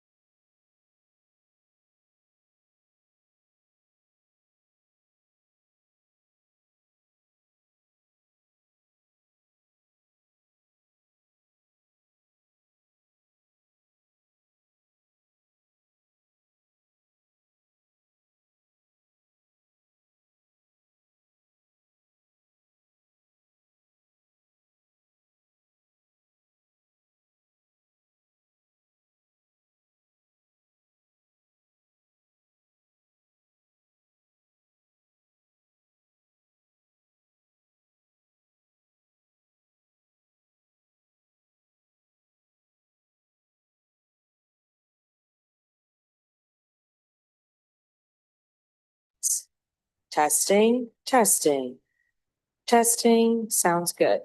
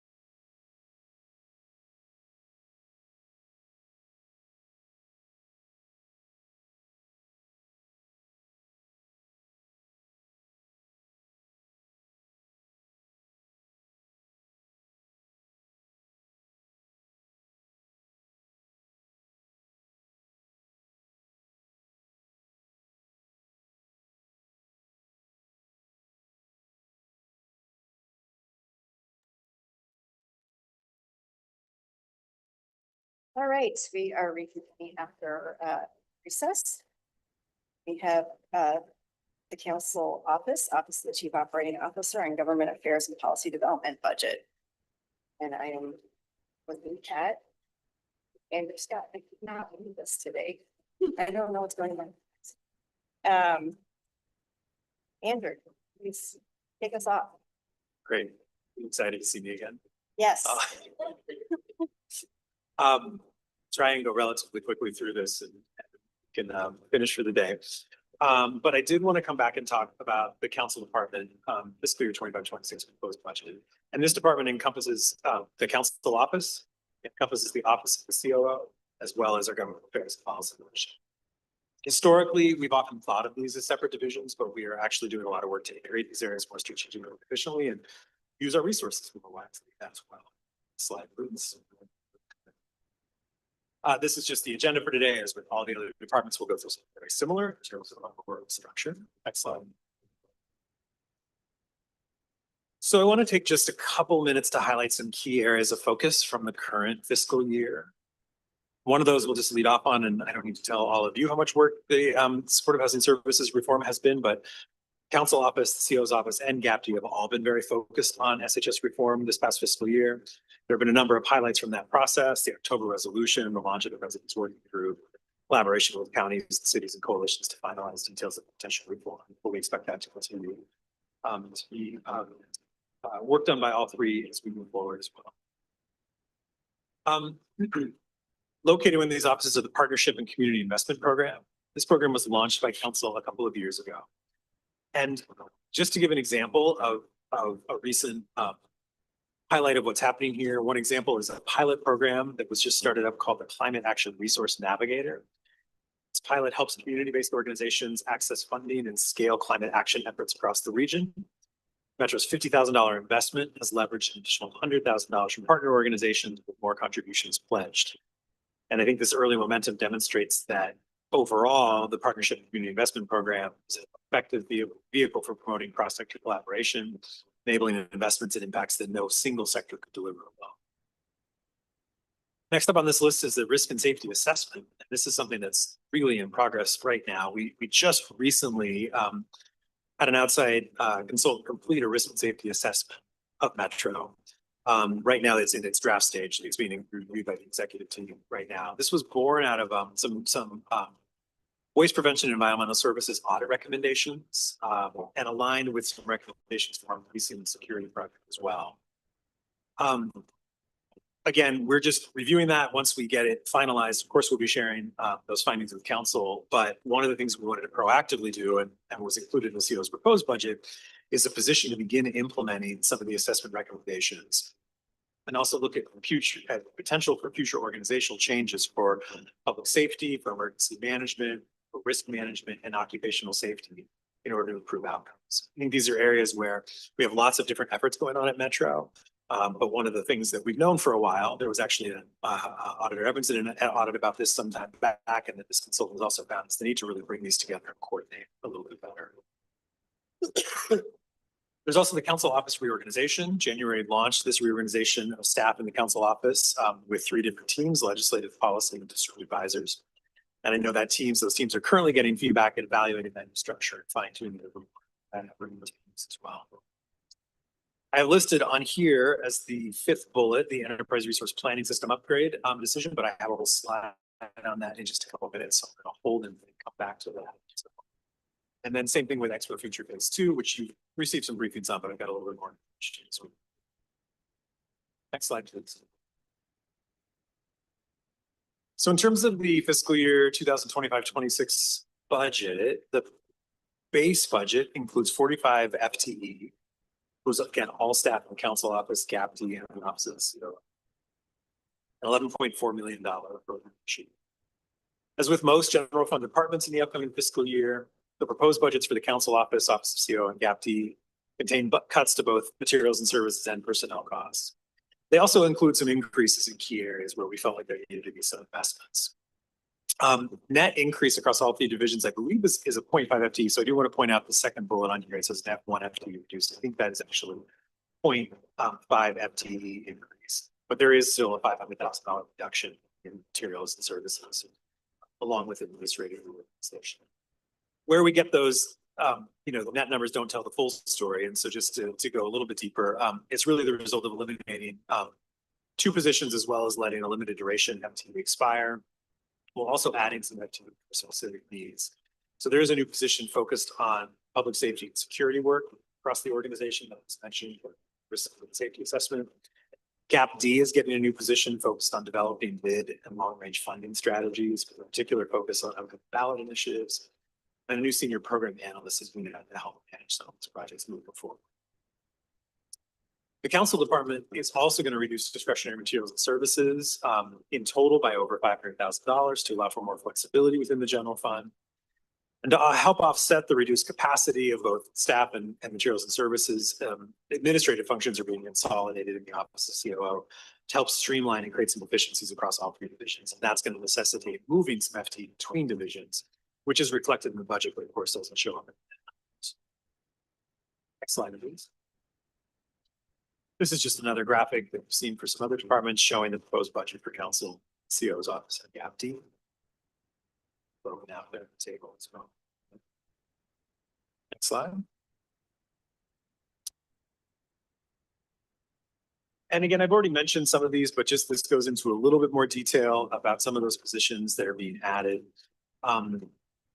I do also want to note that $250,000 in materials and services is being added to the CO's office for work with our TEI department to help scope and deliver new racial equity trainings for leadership, which are specifically going to be specifically focused on targeted youth persons. As I mentioned before, 2 FTE are also transferring from council office to the office of the COO as part of the administrative reorganization to help integrate those functions and make them more efficient. Slide, please. So I want to take a minute to talk about the ERP, or Enterprise Resource Planning project. This is something we've talked to you before about, but I want to come back to it because it is a really important project and it's going to take a lot of the organization's time and resources over the next few years. An ERP forms the backbone of all of Metro's financial and HR data processes. Metro's ERP, which is PeopleSoft currently, is very outdated. And this is really a joint project that's being coordinated between HR, IT, and FRS, as well as all our departments that will be impacted by it. And I've been the executive sponsor of this project for the last couple of years. Replacing an ERP, as you may have heard or read about, if you know anything about them, it is both expensive and risky. They're also really knowing that we would need to replace our ERP. We started setting aside funds in a contingency over the past few years. This proposed budget continues to do so while beginning to spend and ramp up spending on this project as well. As we've been gearing up for this, we've done some internal assessments. We've brought together lots of different groups to talk about the existing problems and pain points. We have a steering committee as well. We also brought in an outside consultant to help us do a review. And after all of that information was provided, our internal steering committee came to a unanimous decision to recommend replacement of our ERP rather than trying to update our existing system.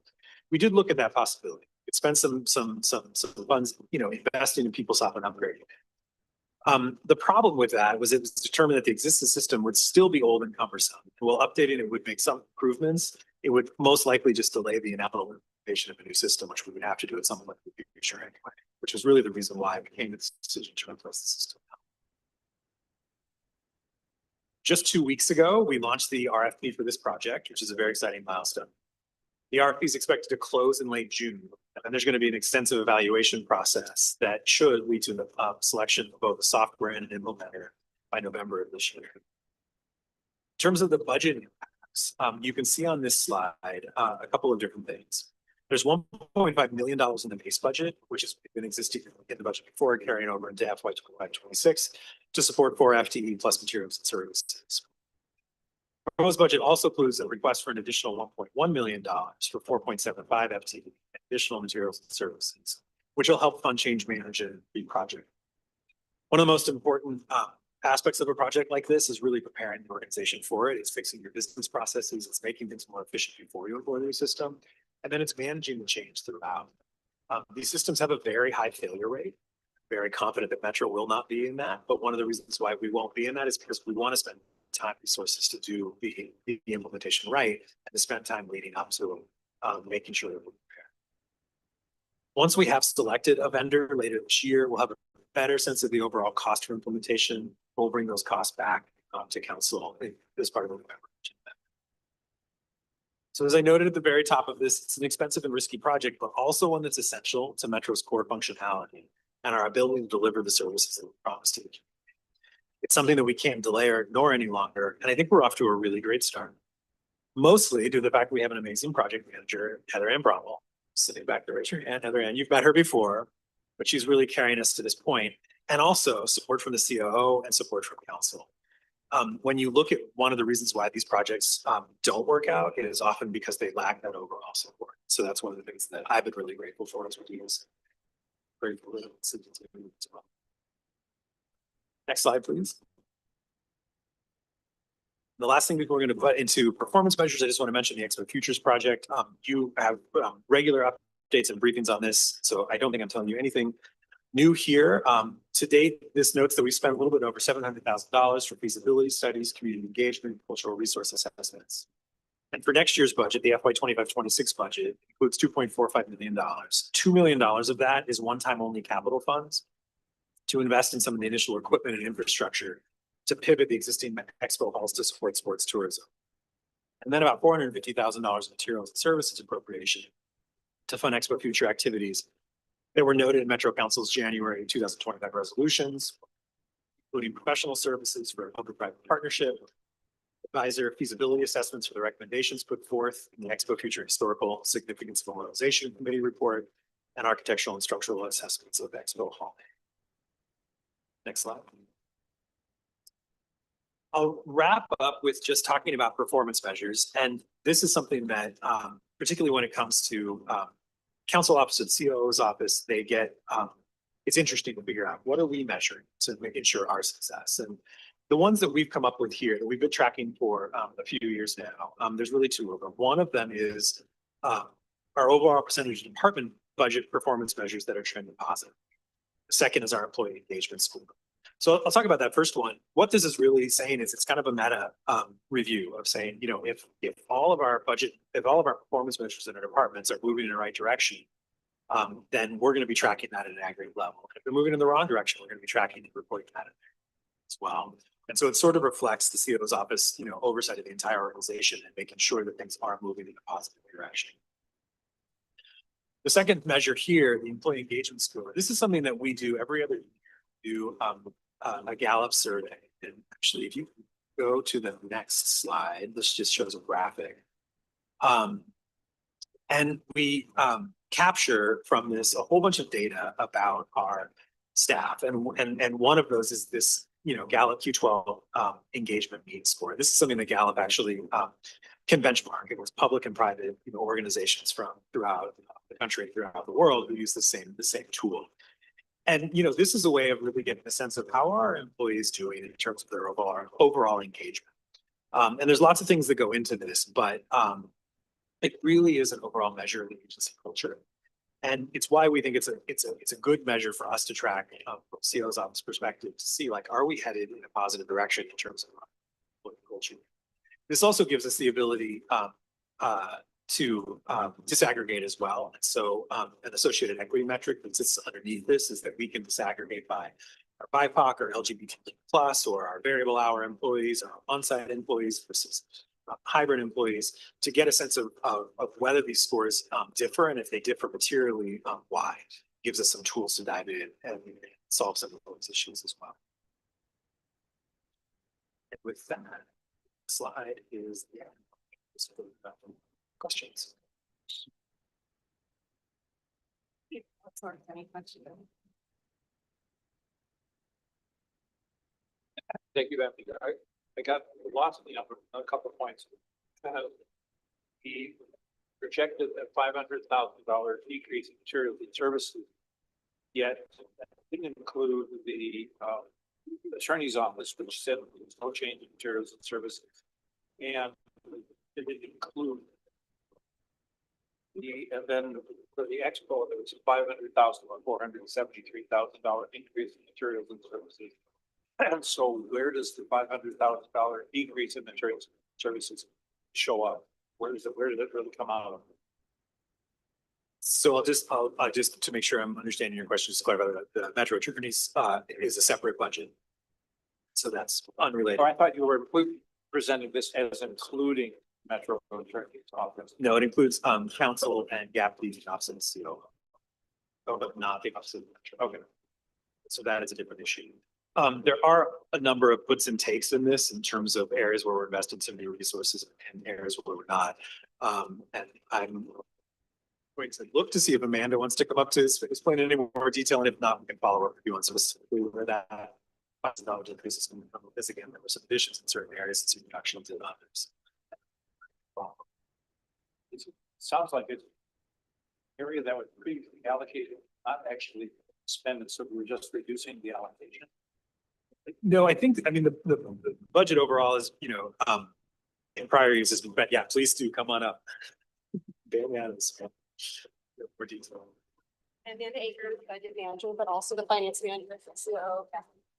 So, there was, for the reductions, I'd say the biggest reduction actually occurred in Gap D.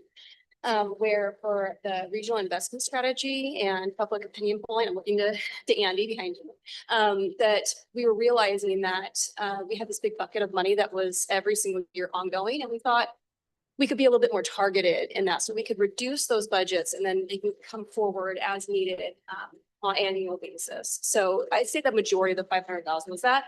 The rest of it was materials and services that we were noticing we weren't spending. If I'm forgetting one or two other things, I'd be happy to share that at a later time, but I know that was the most significant portion of the reduction.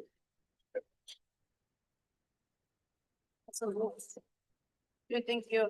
First, I wanted to ask, so the risk and safety assessment, that was done across the entire agency, correct? Yes. And are we seeing any of the savings or efficiencies materialize in this year in the budgets we've already seen, or is that still work that we can expect in future years?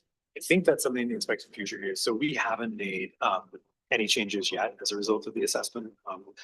They are recommending, you know, potentially consolidating some things and potentially bringing some things from departments, you know, in-house, and also different ways to support the risk safety, you know, and health stuff that is happening in departments. So there's a number of pieces to that, but we're not seeing savings from it yet.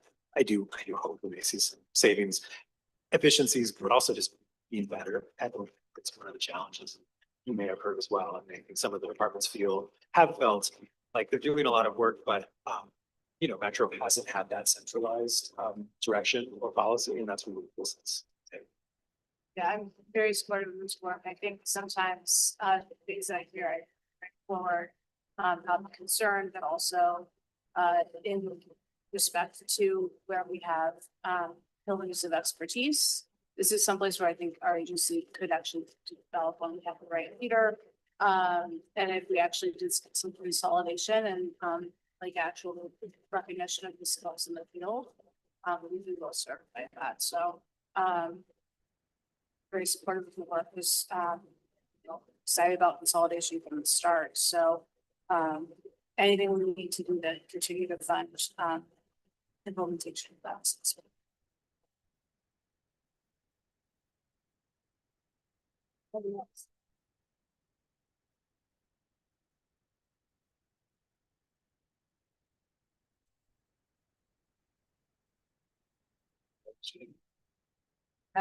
All right, council, we now have time set aside for any conversation related to the overall budget questions. We did have a question. Observation. Sure, I have maybe just like maybe observation / reflection. We're obviously in a different budget environment than in previous years. And in past years, we've been working as a council to navigate through budget notes and budget amendments. And I think we're feeling very different vibe. We're trying to be really focused on the actual task at hand, which is balancing our budget. And I think that's where the work is. And I've been really appreciative of how in depth we've been able to get with this budget. And probably continue to have some questions I haven't revisited big budget book for a couple of weeks now. But top of mind for me is thinking through what we're doing to help manage the constituent level services that are coming into our office and concerns that we have that are related to and in partnership with some of the main things that we're working on. I think in every single policy arena, we have one or two things that's bubbled up. Whether it's a specific site within parks, whether it's a particular potential investment within solid waste, you know, speaking so that everybody who's been paying attention is exactly what I'm saying. Where do we have the capacity to have those conversations? Because I don't think this budget is where we want to do them, but I also don't want to just walk away from the budget without cementing how we're going to follow up. You know, I think it is a tough environment, budget environment that we're in right now. Because anything new, and I think you can see that reflected in like the presentation for the council seal budget. We have areas where we need to expand, to do more, but we would keep our overall expenditures flat. And so we chose to have some things go away. And so I think to the extent that we think, or the council thinks that we need new investment areas. I think, you know, a prioritization conversation, or just, you know, is there anything you heard of that we're investing in that you're kind of like, you know, I would rather do something else. I mean, I think the budget is a time for that. It can't happen all year, right? Though. I think one thing that we could, one way that we could work on the conversation is helping scope out the different ideas. How much capacity does it take to practice?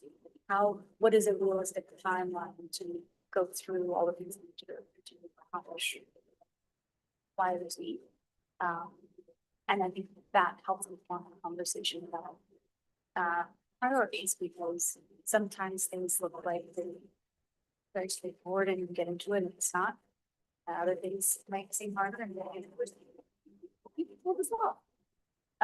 So I think just kind of, I really enjoyed the sessions that we had, because I think we're able to go a little bit deeper and build that shared understanding of what we're all collectively grappling with. And I'm open to, you know, how exactly we support that conversation, but I think just continuing to communicate and be clear about what your needs are, and then about what we have and what. Yes.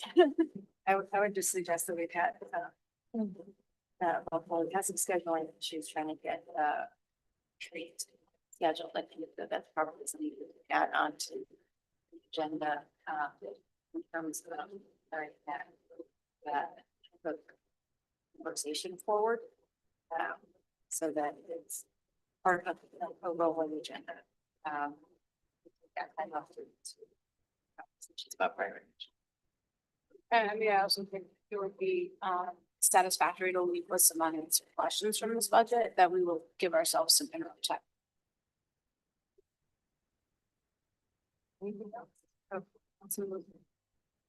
Yeah, one other thought occurred to me. If I remember correctly, in the budget proposal, there was a certain allocation for additional staff for evaluating future funding strategies and sources of revenue. I'm just wondering, is that going to focus particularly on parks and nature, and or what I guess the question is, what areas is that going to focus on? Funding strategies for SHS is something that's a political process. Funding strategies for solid waste is in and out available. How is that focused? It's a great question. So the thinking behind that position that we added to GAP-D is that right now there's a lot of people who's have some part of their job dedicated to developing ballot measures. Metro is more dependent than other governments on ballot measure being successful to continue the work that we're doing today. And so the rationale behind having a position that is dedicated to that is having one person who is always tracking. It's the whole job, tracking all the potential ballot measures, tracking all the, relationships, and timelines that are necessary to get those pieces forward. They're not going to be the only person working on that, but kind of creating for that work, that people can circle around. Because right now, everybody has a little piece, and I think, it's great that we have such a big team, working on, but there needs to be folks where it lives. So they'll be working on anything that goes as a potential. They'll be working on all the different program aspects and on what specific. Okay. And I think, the thing too, is that also helps, streamline and conflict, the activities. So that we're rolling, Holly had a great example, talking about marketing about, 3 different departments purchasing 3 different things using 3 different categories. The same thing can happen on ballot measure, the ballot measure, where we're going and talking to the same people 3 different ways. So I think really putting some alignment and organization to that work is going to now.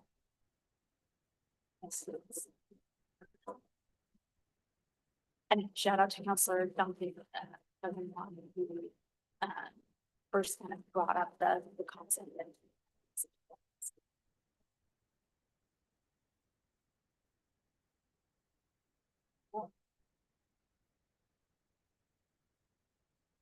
Thank you. We'll move on to Chief Operating Officer Communication. All right.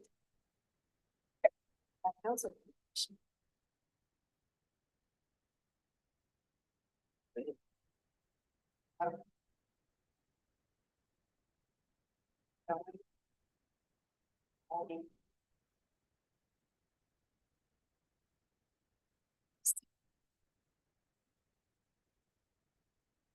Happy belated Mother's Day, all mothers. Then we're adjourned. Well, our next council meeting, Thursday, May 15th, this year. Thank you so much. See you there.